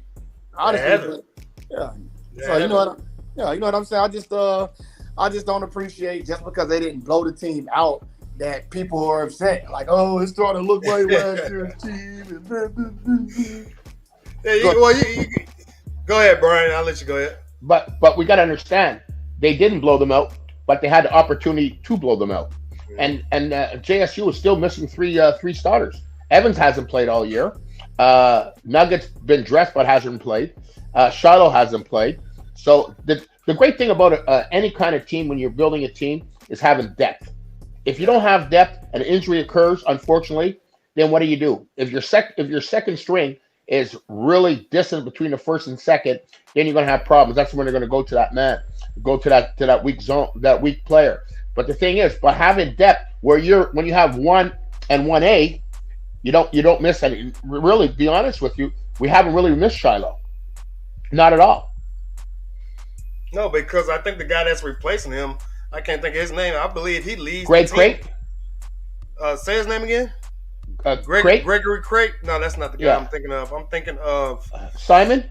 Cameron Craig. Simon Cameron Craig. Craig. Yeah. So he's leading the team in tackles right now. Like this kid is literally leading at the safety position, which means can be one or two things. It means he's really, really good, or there are guys missing tackles in front of him. Now, Cam played with Shador in high school, right? Yeah. That's Yeah. number 7. Yeah. That's his number. So they've done a lot, and like you said, that you got to understand the common fan, and this is why I don't really get into arguments or debate shows and stuff like that, because the common fan, they're going to look at it like, well, ESPN and the bettors told me that this game should have been a blowout and stuff, but that's not how sports work for the most part, man, especially in the classics or the rivalry games. Things happen, other teams show up, right? You're playing against another team. They have pride. They're a Division I player as well. So for the common fan, for the fan around the student that doesn't really follow football but goes to the game and like, oh man, I heard our team was good. They're not going to understand the intricacies of sports, the intricacies of coaches making the game plan best suited for that team that week. And so this is why I don't really get into arguments with the common fans like that, because they really don't know, man. Like it's more of what I call ignorance, right? Blind ignorance. Right. So hey, can I just rebuttal real quick? Go ahead. My only thing I would say to anybody that criticized, well, actually a few things actually. Criticize Jackson State's performance. First thing first, Tennessee came out with some, like, you could just feel the tension in that game, right? Like, it just the atmosphere, man. Damn. Like, they just came out with, like, a tenacity and just like a vengeance to just want to come out and perform. Honestly, I'm a little worried about Shiloh that hit. He took on the chin. I hope he's getting evaluated. Shador. Yeah, Shador. My bad. Like, confusing ass names. But now, that hit he took on the chin, I was a little worried about that. But nah, Alabama almost lost to Texas. They almost lost to Texas. Texas A&M lost to Appalachian State. What's really happening? What's really happening? Yeah, so Notre Dame lost to Marshall. Like exactly. Like what are we saying here? Are we gonna blame it on they had a down game, or no, somebody just came with a better game plan. They came with a better game plan and better execution. So we left stuff out there on the field. A couple penalties in there, drop passes. People fumbling the ball. We might have left some things on the field, but we were able to lock in and and still get the W. At a convincing rate. I said it last year. That defense last year could have played against just about a good chunk of teams like Iowa, and I ain't worried about no Iowa and what I'm saying, Boise State, like teams like that. That JSU team last year, like that defense last year could have beat them. It's just that O-line I was worried about, but I'm kind of long with it. I ended right there. Nah, they don't win those games with that O-line last year. The defense will keep them in it, but they don't win those games with that O-line last year. You rather win ugly than lose pretty. Yeah. Like I tell folks all the time, it doesn't matter how you win, as long as you win. As long as at the end of the day you look at that chart, wins and losses, and it says a W right there. You take it and go on about your business. And after many years, the story gets better. Because somebody's gonna forget something. But if we just analyze the last game, you know what I mean, before we go into Grambling here. Shador was in the end zone. Martin was down. Coleman, that's number 3, right? Coleman. Kevin Coleman, yep. He dropped in the end zone. Dropped one in the end zone. One was called back. I think it was Davies dropped one. The tight end dropped one. So that's 6. So you know what I mean. It's just that's 42. 42 points right there that they didn't get. So it's not that they didn't play well. Defense played phenomenal. Offense was clicking in between the 20s, but they just didn't get into the paint. But you got to remember, every team that's going to play JSU is giving them their best Best shot. game. Yeah, absolutely. When you got the target on your back, you're getting everybody's best because the philosophy is let's go and beat it. Everybody's gonna play the underdog theme, and let's go in there and beat JSU, just shut them up.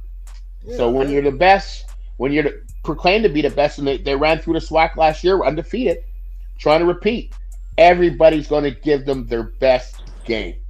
Hey, that Southern game wasn't no run through. They had to fight for that. they had to fight for it. So you're They gonna had to have some fight for games that like for that. real. Well, You're gonna have some but games like that. last year, 100%. It wasn't what I mean by run through. They went undefeated. Okay, let's go there. They went undefeated. Yeah. Okay, and there was tough games. There was games that they were behind. So knowing that this year, where presumptively there's a better team, you know what I mean? The first game last year they played FAMU with 7-6. This way is 59-3. So the presumption is that they're a better team, and Coach Prime says there's a better team. So what happens is you're going to get everybody's best game. Everybody's celebration bowl is against JSU. Yeah, because you want to be the team to say, you know what, when Jackson State was on top, when they had prime time, they had Shadur, they had all these guys, you want to be able to tell that story, like you said. When you get older, you come back and you share these stories. Oh man, I was on that team, man. We knocked off Shadur and all them other dudes. They want to be part of that topic, so they're gonna embellish the story. Man, I had such and such amount of sacks and all this other stuff. And I was trying to get back to somebody's comment. I can't find it. Good Lord, it was a very, very, very good comment. I cannot find it at all. Oh my God, now it's bothering me. Oh Lord Jesus, where is it at? They might have deleted it. I don't know. Can't remember what it was, but it was a damn good question. It might have been D-Lob who asked that. God dog it. Anyways, but we got another. Oh, Hoop Jargon's back. Okay, Hoop Jargon's back. I want to give some acknowledgement to Hugh Jackson, man. I want folks to understand he's coming in late, just like Coach Prime did, right? He came in very, very late. He got the Grambling State job. Didn't get a chance to recruit. Didn't get a chance to get the type of players that he wants how to do his program. And now he here has a chance to be the first team in the last year and a half, basically, to beat Jackson State. So he's going to have his guys, I think, mentally ready. They're going to be tough. They're going to be hard-nosed. They don't give Jackson State what they can handle, but again, I think Jackson State at the end of the day just kind of pulls off. So folks who have seen more of Hugh Jackson and his team right now, if anybody in here, can y'all kind of go ahead and speak on that? I watched some of the. I didn't see the game, but I watched some of the highlights of Grambling, and obviously Washington was the guy that played for Dion. They got a couple wide receivers. The quarterback looks good. He's got a good arm. Like your comments say, you can't take this game light. And Hugh Jackson's a professional coach, so he's going to have his team prepared. Mm-hmm. They're going to come off the bus prepared. You know what I mean? Even the players in the preseason, and I shouldn't say the preseason, but when they were recruiting after recruiting season, they started assembling their team, and the guy with the throwing the J hat away. So there's a lot that's in there to prove that they are able and willing to beat Jackson State. And like a lot of people say, Jackson State hasn't beat Grambling on their home turf in God knows how many years, but I never give that any count because those players haven't played. Coach Prime wasn't the coach. But there's a lot of things that happens, and sometimes when you're playing on the road, when you're playing ball, when you're on the road, you didn't mind being the villain. Yeah. You know what I mean? Just shut the crowd up. You didn't mind doing that. And that's one of the things that I know when I was playing, I loved going in somebody's building and shutting out and you don't hear anything. And that can work adverse against the home team. Yeah, I was about to say, I used to revel in that sometimes, especially like a guarantee game. Oh, man, it was nothing better than that. Being a villain.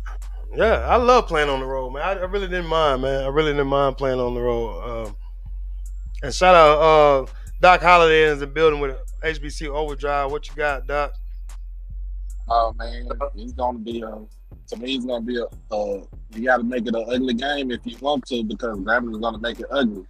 So you want to play Jackson State, we want to play pretty, but Grambling want to make it ugly and put some lipstick on it and call it pretty all at the same time. But you know, yeah, the running game for Grambling is a must is something that you have to stop. That is the must because Hugh Jackson is basically, I mean, he's been an NFL coach, a head coach, so his whole thing is run the ball to establish your pass. So if he can run the ball to establish the pass, I think Jackson State might be in for a long day. But depending on the DBs that we have, like even if you put like Zay in the slot as a slot DB, for somebody like a receiver that's like 5'8", 5'9", you know what I'm saying? He's quick and shifty, but you got this 6'2" guy with, you know what I'm saying, fluid in the hips and everything that's, you know, sticking with you. You can't, you know, it's going to be bothersome. It's going to be bothersome. But Grambling made the game when they played Northwestern State. They made it ugly, but then they blew the top off. So I expect that JSU to, you know, just basically to kind of keep the quarterback under wraps because Hawkins, the quarterback for Grambling, he reminds me of Draylon Ellis for Tennessee State. So because he's small, he's shifty, he's like 6 foot, 185 pounds. I mean, he has an arm, and he's mobile. And his whole, you know, you got to keep him under wraps. And then with the defense, for Grambling, like Grambling, you gotta rattle Shador. I mean that you gotta make the offensive line make mistakes on their own and force Shador to think real fast. So because you give Shador a lot of time in that pocket, it's over with. He's going to find this guy, very, very accurate guy, and I'm glad you said that because I was going to kind of go there. Grambling State's, D line and their front seven, they're going to have to make the O line, field them, right? And we know that last season, Jackson State allowed, either the most or second most sacks given up in the SWAC, and so that was a big, big issue. But when Shador has time, he is deadly back there. And I'm reading this comment by Mr. G. He says, Coach Maynard recruited 60 Porter players. Of course, they're all 1-stars, man. That's hilarious. That's freaking hilarious. We're gonna get on Coach Maynard. Yeah. He teed me off when he made that statement about talking about he only get paid to win SWAC games. Coach Maynard's a funny guy. I would love to meet him, man. I think he's a very intriguing, interesting guy, man. CH says, what is the player's name that threw the J hat? What is his position and number? Is he starting? I want to follow him during the game. So if anybody knows that, y'all go ahead and drop that information to kind of CH say he's putting a target on that boy back. CH, man, don't be putting no money on that man's head, man. Man, nobody give a damn about no J hat. They do. People believe in it. People believe in the J hat. They believe in it. Before Coach Prime, man, again, I'm a SWAC, long time SWAC. J hat wasn't no thing before goddamn Coach Prime, man. Now, amongst the confines of Jackson State, I'm not saying that wasn't a thing, but as far as the league caring about the J hat, no. 100%. Nobody cared about the J hat, but it's just it's a great brand right now, and it's hot right now. I agree. Yeah, it's a right now brand. Yeah, okay, I go with that. I go with that. It's it's hot right now. I'll be honest with you. I live up in Canada, and and I always just followed Notre Dame, Alabama, Georgia, PW1s. And then since Prime, I always follow Prime's career. And then after when he started coaching at JSU, I don't even watch PW1s or PWIs or whatever they're called. Yeah. And so the thing is, we got to just look at the whole scenario. I really root for HBCUs, you know what I mean? And I just hope that in the overall scheme of things, we want to see all the teams do well. You know what I mean? Want to see raise their level, the facilities, everything, players, mostly all the African American players. I always said if they went back to HBCUs or started going back to HBCUs, where all the television deals would start going. It would boost up the economy for HBCUs because all Power Fives were Power Fives until a lot of African Americans went to these schools. From Bear Bryant, when he played back in the day, and he played, I can't remember what school it was. I think it was H school. All these brothers playing. He said, "No, I got to get me some." Yeah, absolutely. I got to get me some. That was when they played. Bama played USC when it was Sam Bam Cunningham was on the team, and they throttled them. Yeah, Ben Brian Shono said, "I got to give me some. You got to give me some."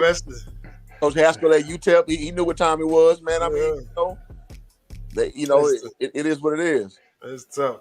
Aaron Sanders says, if you go to the future and write a story on the past of college football starting from 2021, you can't rewrite it without JSU and Deion. It's all a part of history. Yeah, I agree with that, actually. D-Lob says, what the J stand for? D-Lob in there cutting up, man. He is, now. Jack Rivers. Shout out to Moses, man. We were at 103 at one point, so we had 91, man. Y'all make sure y'all hit the like button. We still going strong. We almost at 2 hours, man. I still got a lot of energy left, so, man, I ain't got nothing to do. So y'all can continue to rock out with us, man. Y'all make sure y'all drop some comments. You holding me up, Will? Shoot. You say what? I'm about to make me some ribs, man. You holding me up, man. You can put the ribs in the thing and set them out to the side from the charcoal. I don't know if you're on the grill. I'm in California, man. I ain't charcoal. You got the gas. You got the gas. Exactly. Yeah, you can't leave that action.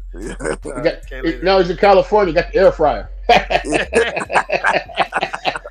Oh my God! It says Jazz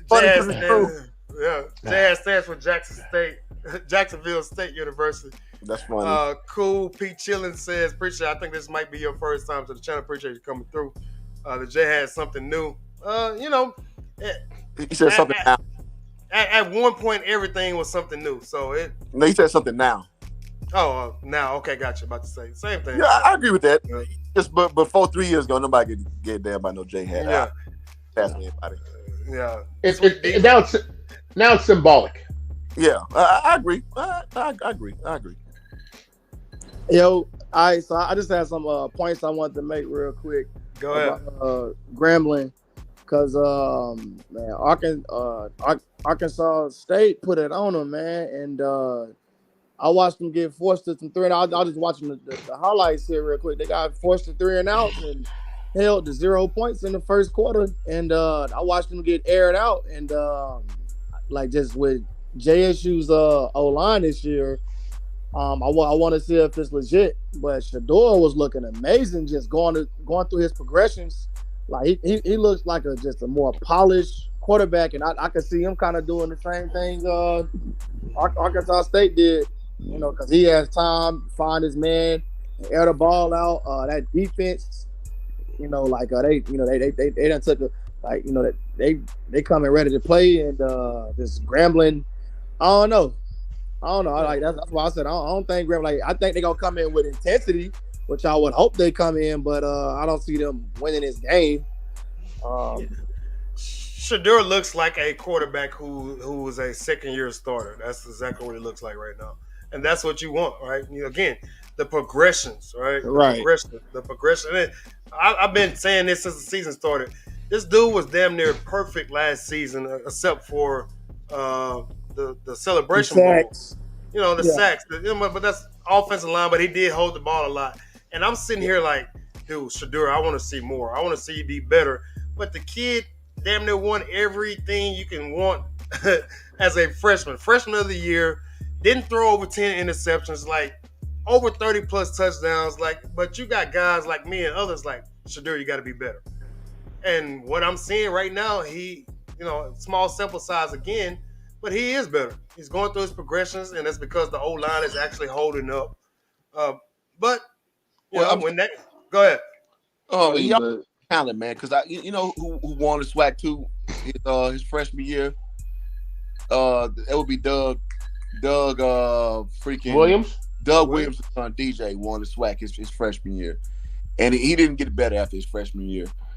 This was probably about 6-7 years ago when that occurred. So we've seen this in some capacity, like a freshman come in and do a really good job and then kind of fall off a little bit after. So Shadur actually has the actual tools, and if you watch them, you can just see he had it in him. I think the first prognostications on him was like a little Jacoby Brissett type of guy. Mm-hmm. I know that doesn't wow a lot of people, but at the end of the day, Jacoby Brissett is an NFL quarterback. So that's not if we're being honest. And so Jacoby was drafted in the second round too, wasn't he? I believe second or third round. He was drafted in the third round. Third round draft pick. Third round. There you Which go. is like, come on now, like. Dak Prescott was the fourth round to provide context. Tom Brady the sixth round. Mm-hmm. So let's not talk about Dak now. I'm a Cowboy fan. I still believe in Dak out of this. I'm good. Leave Dak out of this. But look at it like this though. Shador been like that ever since he was in high school. That my guy ain't never thrown no more than 10 picks in a season. From the time he started in high school all the way up until very careful. Like I said last year. He's very careful with the ball, so he knows when to check it down. Like his IQ is up there. He's smart. Yeah, I agree with that. Yeah, four championships. I think they won 4. Yeah, they won 4 for 4. Mm-hmm. Yeah, that's crazy. Kid is good, man. Kid is good, but again, like so here, me being the I don't even call myself an a-hole, but just being a enthusiast of the sport, like I'm asking him to be better. And if I'm Shadur, like I'm like, you shut up. Like I don't need to hear nothing from you. Shout out to Miss Ivy too. She gave somebody the answer. She said the guy who tosses J hat is 96, Marquis Sykes. They're coming for him. Yeah, I'm pretty sure he's gonna have a target on his back. D Lob says who has the coolest nickname currently and what sport? Just overall, or the coldest to ever do it. The coldest to ever do it. Shout out to the coldest out there in Nebraska who got not his nickname. That's his real name. The coldest to ever do it. That man's name is the coldest to ever do it. Coldest, man. Like that. And I just remembered the comment that I don't know who made the comment, and somebody basically asked, what would it take for Jackson State to finally play North Dakota State? And if y'all follow, North Dakota State demolished, was it North Carolina Central, I believe, this past week. And North Carolina A&T, demolished. And North Carolina A&T went up there with high hopes and trying to say, like, we belong on this level. I think if any time Jackson State wants to decide to go and play those dudes, because y'all got to realize that's a damn good program. It's not, they've been number one in the FCS for years and years and years. I think it will be Shadur's senior year if he, decides to stay all 4 years. And they beefed up their, offensive line and defensive line and in total. So I forgot who asked that question. Only person who benefits from that situation is North Dakota State. Jackson don't benefit from that because you take all the risk from playing the game. North Dakota State not gonna bring you money. And Coach Prime has made it abundantly clear he cares about the money aspect of putting back into the program. So it doesn't fit Jackson at all to take that game. Yeah. So if they do play, they got to play that game in the vet, not go to North Dakota. Yeah. So like it's not on their terms at all. Well, y'all can. Then that would be. Well, y'all could go. Then that would be a real money game. I can go ahead and say North Dakota State ain't coming down to no Jackson. Jackson State. They can stay over there. I can tell you right now. But if like you said, if they don't have the funds, obviously like PWIs to pay Jackson. But if you make North Dakota come to the vet with $60,000 and you can charge more than $37.50 or whatever they're charging at the vet, that could be the money game to generate big dollars for Jackson State. Oh, that'd be crazy. And you know what? They're gonna put that game on ESPN too. Not ESPN two, but ESPN. What I was trying to ESPN, say, yeah. ESPN. They're gonna put that game on ESPN. It's gonna have its own time slot. But you It's know good. what? Jackson State playing against the worst team in the Big 12 will put up the same numbers. Who cares? We don't have to be on their terms. That's good that they dominate the FCS. Yeah. Good for them. But it'd be the market. It'd be the market value. It's not a team that, you know what I mean, like a no name middle level team in the power PWIs. But North Dakota State and Jacksonville, because of the hot commodities right now, that's a great money game that could generate lots of dollars for Jackson State. But I would say playing Kansas is just the same. Playing again a low tier Pac-12 team. It's the same. Nah, they could beat Vanderbilt. Vanderbilt trash. A low tier SEC team. It's the same result. It's just a narrative that we got in our minds to go beat, the FCS powerhouse. Who gives a shit about the FCS powerhouse? They're not putting top tier guys in the league. Who gives a damn? But the funny part about it was from what I heard from Blue Bloods, he said that NDSU called the dogs off in the second half against A&T. They put the third and fourth stringers into the game, and they still beat them by 40. No, it was bad. It was bad. It was terrible. It wasn't even close. But That's we damn talking good money program. though. We ain't talking semantics of the football game. I mean, when you get your ass whooped, I mean, that's kind of protocol. You start putting the backup team there. That's just how it goes. We just talking about, it's NCCU, salute to them, but they're not Jackson. So, I mean, it is what it is. Yeah, they went up there, North Dakota, and they got beat like they stole something. It's a good football team. They just don't. I just wonder what they offer to Jackson State. North Dakota? Yeah, we don't know. They want. But isn't Tennessee State going to do a home and home with them, or propose home and home in 2024 or 25? Yeah, they are. With North Dakota State. Mm-hmm. Yeah, it's a good look for them because they're not Jackson State. Yeah. So it's good for them. Coach George is building a team too. Well, no, he is, but it's not Jackson State. No. I mean, it's Tennessee State getting covered on No, nobody. We've discussed this, man. There is only one Coach Prime. There is. That's right. Nobody can duplicate what he's doing right now, and that's why I said every college program, every athletic director, every president that's looking for ex-NFL player, don't go into that meeting looking for the next Deion Sanders, because he's one of one. You have to get somebody that's going to fit your program, fit your style, fit your players, fit your region. Like this is what you call right now a perfect storm. That's what's going on at Jackson State. Absolutely. A very, very perfect storm. And shout out to Miag Mike. Man, y'all got to give Miag Mike some respect, man. I don't even know what y'all can put in the comments for Miag Mike, but he gonna come in hot every single time and speak his piece over every time. And by himself, he said JSU hasn't been this hot since leather helmets, man. Hey,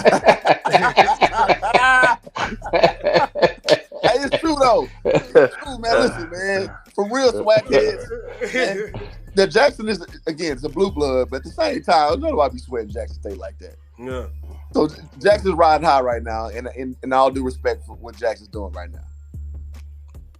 You gotta give him I totally agree. It's the prettiest girl in school right now. Yeah, there you go. There you go. It is what it is, man. Makes sense, man. Sports guru, man. I'm a sports guru. I'm gonna ask you: Are you a Grambling State fan, or are you just a fan? Because from the looks of it, looks like you've been riding with Grambling State since you came in here. But he says Grambling State's defense averages 3 turnovers a game. Yeah, we can say that, but again, Shadur is a guy who protects the ball. This is something we know as pundits, as watching the games, as seeing highlights, as going through the stats and the analytics. Shadur takes care of the ball. He takes care of the ball. That's just what it is. Yeah, and that's who it was. Keith's asked that question, man. That was who asked about the North Dakota State thing. I couldn't find it, man. But he said it was me. But if he wants to raise the profile, why not play the game? Play against the best 1AA program. Don't have to. You don't have to. You don't have to elevate your program. Let's look at SFA and Sam Houston moving up to the FBS. Did they play North Dakota State? Nope. No. No. So they're not relevant like that. They're a great program. I'll never take that away from them, but they aren't the gatekeeper of you elevating to the next level. Not even by law. Hey, but Cliff, you still got to remember, Sam Houston just won the national championship 2 years ago. Yeah, they did. Fair enough. Well, SFA didn't. Yeah. Right? Oh, we ain't gonna talk about that, man. Yeah, hey, man. SFA our former school too, bro. Yeah, I think know. SFA and Sam Houston playing the last ever Piney Woods battle in October 1st. I think that's what they say. It is what it is, man. You know, I'm not trying to be, cynical about it. I'm just being direct about it. It's just, I mean, they're not the gatekeepers of you moving to the next level. For sure.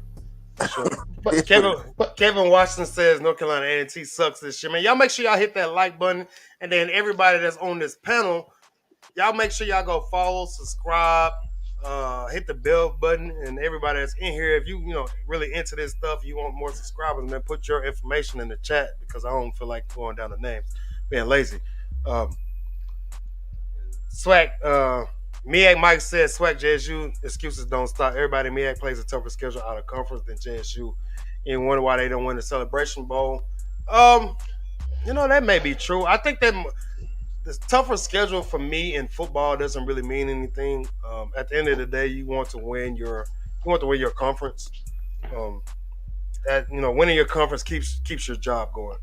Man, y'all can't even keep teams in y'all damn conference, man. Get the hell out of here, man. No. Like, come on, bro. MEAC Mike is too much. You know what I mean? I love his enthusiasm for the MEAC, and it's phenomenal. But Dion's not out here to please anybody, but just formulating his program. Mm-hmm. And you know what? We got to remember one thing. He's only really been here for 2 years, the second full year. We're not going to count that spring season with the COVID. We're not going to count that. You know what I mean? Because that's basically like a preseason. But he's only been here for 2 years. He's building up his program. And you know what? My father-in-law used to always say to me. He said, "Brian, romance without finance is a nuisance." So this is what's going on. Dion says, if you want us to play, if it's, you know what I mean? He don't begrudge anybody playing these so-called money games. But why put your team in a position to get hurt and to get demolished for peanuts? There you go. Y'all keep it going. I'm going to change my camera battery real quick. Keep it going. You go for it. Just for reputation. That makes no sense. And I understand, from a menial level that we want to look good against the big boys. I understand that. But from a Coach Prime's perspective, again, if it don't make money, it don't make sense. It's basically, you're trying to fight over scraps when you should elevate above that. And I think he's went over and above that sentiment to show that what's really going on. And me, Mike, I got to ask you, do you go to your MEAC channels and SWAC people over there? I just doubt that happened. So does MEAC have any channels? Hey, I'm not gonna say they don't exist. I ain't seen one, but I mean, listen, man, you lost with Howard, you lost Bethune, you lost Fam. In Hampton gone too. Yep. Hampton still in MEAC. Nope, it happens in the CAA. That's what I'm saying, bro. Like, come on, man. Like, y'all ain't got shit. They got like 5. They got like 3 teams. Man, bro. Like, got a domino. We the best in the MEAC. It's only like 3 of y'all. And I would say this about the MEAC, man. They take pride in the Celebration Bowl, I guess. So it is what it is. Good for them. But aren't they off for like about 40 days or something like that before the SWAC plays the SWAC championship, then like 2 weeks before they go to Celebration Bowl. The MEAC, they're off for they're on vacation and come back in training camp and be able to play again. It's like, let's call keep a buck here. And listen, South Carolina put a whipping on Jackson State. But, a lot of things at Jackson State, it was their own, they probably were, see what happens when you play for a championship and then you go to a bowl game. The championship's one thing. Instead of thinking of a championship as the semifinal and the bowl game as the final, they thought, okay, we won a championship, so that they relaxed, they celebrated, and then after you have to get up again. And it's not that they weren't prepared; they weren't understanding the importance and the meaning of the Celebration Bowl to the fullest extent, in my opinion. That's Yeah, fair. and it happens. It happens to a lot of folks. And shout out to Deidre Young, the Prime Effect. Me and my man Hope Jordan, we've done videos about that for sure. Sports Guru says my son's played for Grambling, man. So salute to you, man. Your son give you some sound effects for that. Anybody who has a son that's in the collegiate sports, anybody who has a child in collegiate sports, man, I know it plays a toll on you. You might not be able to make every single game, but shout out to you. You've been holding it down in here, Sports Guru. Um, Sharon Brooks says no game is worth the sacrifice of your young bodies, no matter the HBCU. Give them that time. In about 3 years, programs will be ready. Makes sense. You have to build your program from the inside out, and fans need to understand that. The common fan, not so common fan, I'm sorry, needs to understand that it takes time to build a program. 3 years minimum. Yep. 3 years minimum. Coach Prime is in a what do you call it? Anomaly right now, right? This is basically his second year, full season. This is not normal. This is abnormal, they say, or extraordinary. This type of stuff usually doesn't happen right away for a lot of people. So folks need to understand that this is a building process, and I want people to continue to understand. He hasn't even established his culture the way he really, really wants to, in my opinion. This dude Mike is that. He's hilarious, man. I love You Mike. gotta Go ahead, put it up. Oh, at the bottom.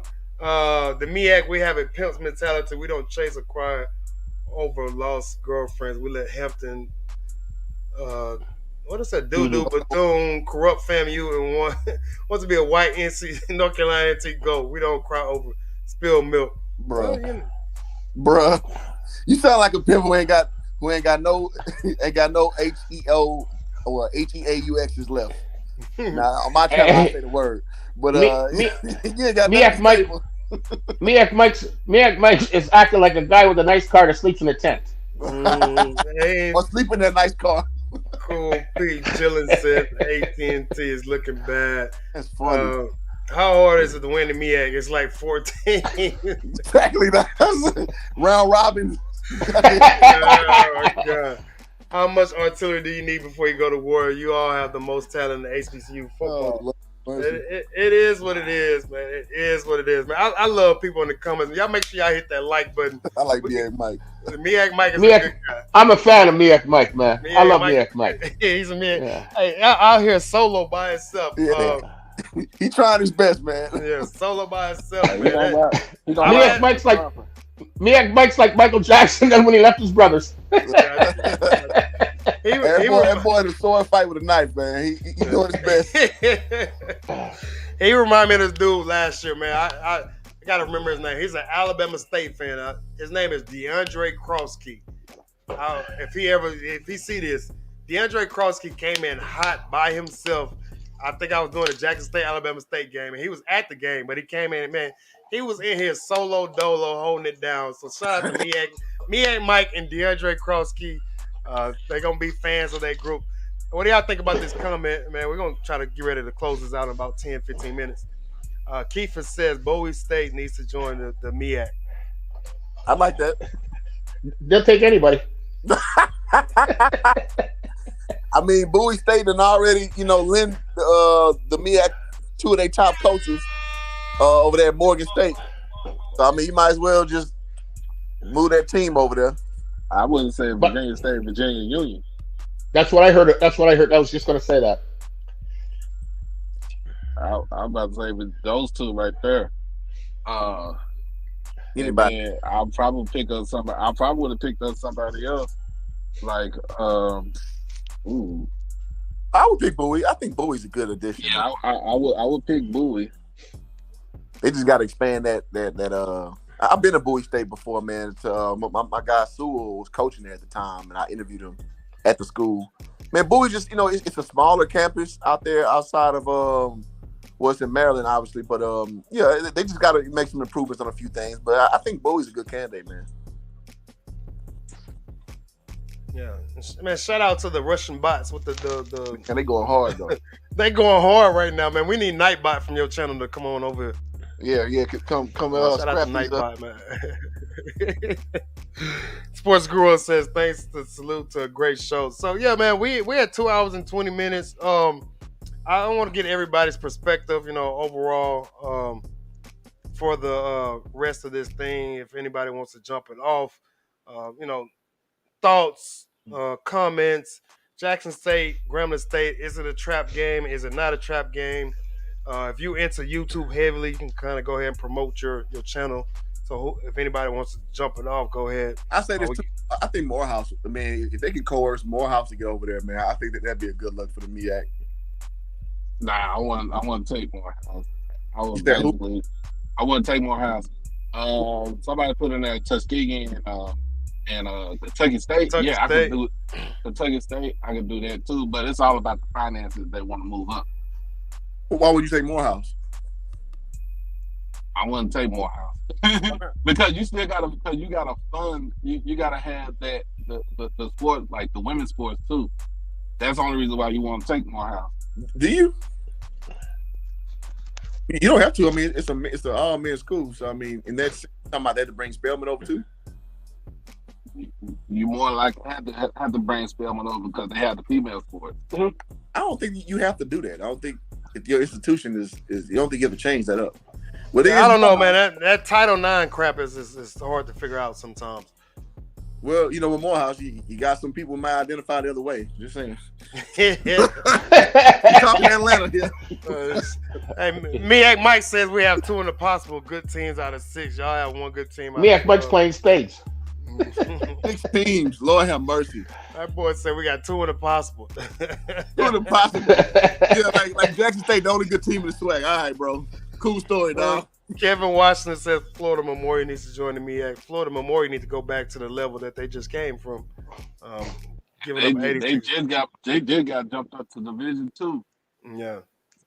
So they good. They good. They not going. They don't need to go to the MEAC. Nah, they're too small of a school to even be in the MEAC like that. Yeah. Y'all folks who don't be saying stuff. I mean, he might be just being facetious or whatever it may be, but y'all gotta understand the size of a school plays a major. Just like in high school, like 6A. I mean, Texas, we might have a 7A now. I don't know, but I know for sure it's 6A. But when I was in high school, 5A was the biggest thing. But y'all gotta understand having the size of a certain school. I could just relate this to high school, like a Duncanville or an Allen that's out here in Allen, Texas, right near Dallas, or at North Shore, right? North Shore has 1 main high school. Like that plays a part because all these athletes, they trend towards your school, and then you get all these type of athletes.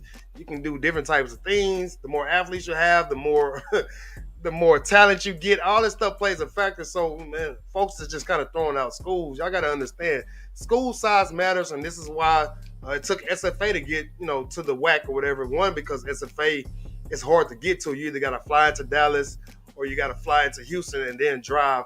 A lot of schools don't want to do that. That's a drive. Morehouse makes sense. Morehouse is right there in Atlanta, easily accessible. You put, facilities are good over there. You can put booties and all it cares about. Oh, I'm sorry. I deal with Clark Atlanta before I deal with Morehouse, though. I wouldn't. I mean, Morehouse is a big institution than Clark Atlanta. I mean, Clark Atlanta is, it's reputable for what it is. But I mean, if we compare the two, Morehouse, I mean, True. I'll give it to you. Yeah, I mean,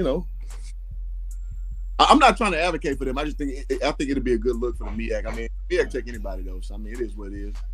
Yeah, man, let me get this comment. Memphis Jag, man, you might be the first Southern fan that ever come to this channel. You might be the first one ever to come to this channel, so I appreciate you coming through. He says JSU has a dominant team and may pull off the win. This will not be a blowout like some say. These are SWAC blue bloods, and both teams will come to play. Louisiana kinfolk not going down like that. Yeah, and this is what we've been talking about at the very beginning. I don't know how, when you joined or whatever it may be, but we've talked about this. The rivalry game. It's a prideful game. They have a new head coach. They're going to come out and play hard.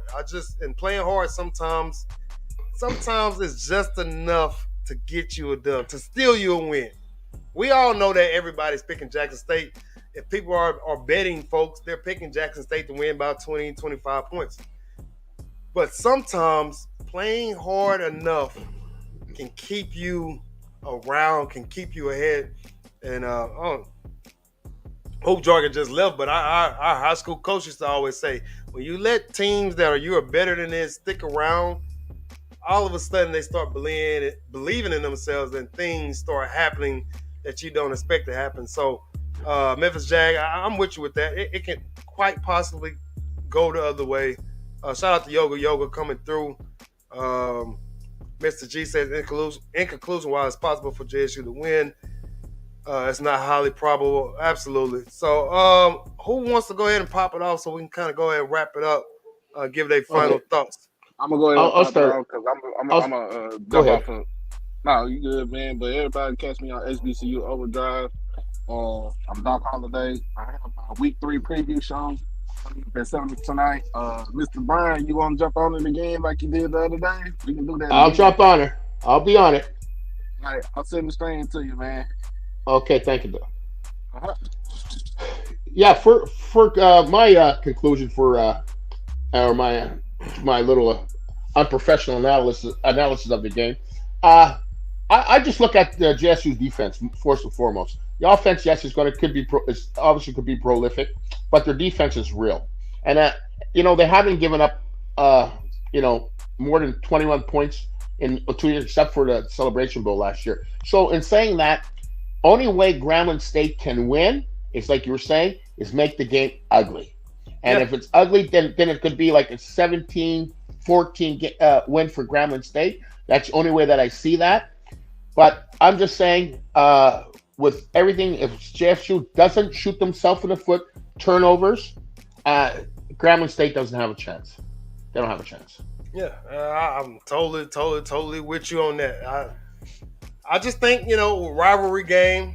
Two of the pure blue bloods of this conference. I think they're just it's gonna be close for a little bit. Then Jackson State pulls off. I don't know. Respect my nerves. I don't know if you're still here. If you got something for us, let us know. Oh no, I would say I'll just just being respectful and listening. But no, yeah, just respect my nerds. Anything like just black, prolific. I try to talk about it. I mostly talk about like comic books and things like that. But yeah, just honestly anything just black and prolific. I'm gonna talk about it. Like I talk about black inventors and things like that. So yeah, y'all check me out. Makes Appreciate sense. you. Makes sense. I appreciate you coming through. All right, so Put we're your gonna site put your site on the screen so I can follow you. put it in the comments. I don't know if he's still there. He might not still be there, but yeah. You got to go back to the. I don't know if he left or not, but his name is Okay. Respect My Nerds. Um, Okay. so, but yeah, man, great show, man. I appreciate everybody that came through. Again, the Saturday. If y'all know me on this channel, unless something comes through crazy, I'm going to be rocking and rolling. I was supposed to be going to the game, the Southern TSU game this weekend, but um, just got a lot of stuff going on. I just traveling out there. It's not far, but it's far enough to just like what I'm gonna go ahead and chill. And CH says, how can we watch the Southern versus Texas Southern game? I don't know. I don't know if that game is on TV. Go to ESPN and type in. Actually, go to Google and type in SWAC TV football schedule, and once you get that, go to ESPN. It'll give you the games that's on TV this weekend. But I was gonna go to that game, but I think I'm probably gonna do the Jackson State Grambling game this weekend. So y'all make sure y'all come back. Y'all know how we get down Thursday Eve, Mr. Johnson. I appreciate you always coming through. You always show great support. I love your content, and it's been a real pleasure getting on and talking with the fellows. I really enjoy it, and I thank you very much. And God bless, my brother. Yes, sir. All right. We'll holler at you later. As we get ready to shut this down, y'all make sure y'all hit that like button for one. If you're on Facebook, you should have hit the thumbs up button. I'm sorry, you should hit the like button or the heart button. If you're on YouTube, you should have subscribed. You should have liked this stream. If you subscribe, you should have hit the bell button. You should have did all those things, man, to let us know when to let yourself know when we go live, when we drop a new video, whatever the case may be. I really, really appreciate these lives. And we've been over 80 pretty much most of the time that we've been on. It's almost 2.5 hours. Actually, we just hit 2.5 hours. Shout out to Miak Mike. Shout out to Respect My Nerds. Shout out to Be Fresh. Man, the list goes on and on. Aaron Sanders, Mr. G. Shout out to the newcomer. Memphis Jag is in the building. Appreciate Keithis. I'm hoping I'm saying the name right. Everybody. Mr. Johnson. Hoop Jargon. HBCU Overdrive with Doc Holliday. Everybody that jumped in. I love doing these things, man. We just a different type of perspective. Kevin Washington was in here. Y'all make sure y'all tell somebody to tell somebody to tell somebody about this channel. We do dope things. We might do a overall HBCU preview for the weekend coming up. Tomorrow, or we might just do, I do a Friday night, chill session where anybody can come in and ask any questions, man. So it is what it is, man. It is what it is. So we'll get to the last couple of these comments. Miss Ivy too says, "Thank you for another banger. Appreciate you." You get your. I got my sound effects working today. Genia didn't come through today. I got my sound effects working today. Miak Mike says, "We shall see, bro." Memphis Jack says, "Great show. Appreciate you, my guy. Salute to you."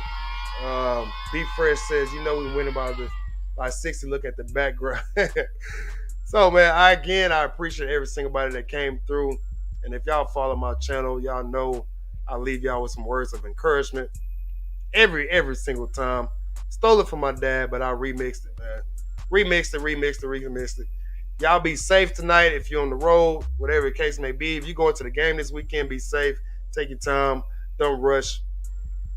And just have a very, very good night. But as I get ready to close this thing out, man, I always tell y'all, man, on your best day, be better. Think about it. Between the Game Sports, I'm out. Peace.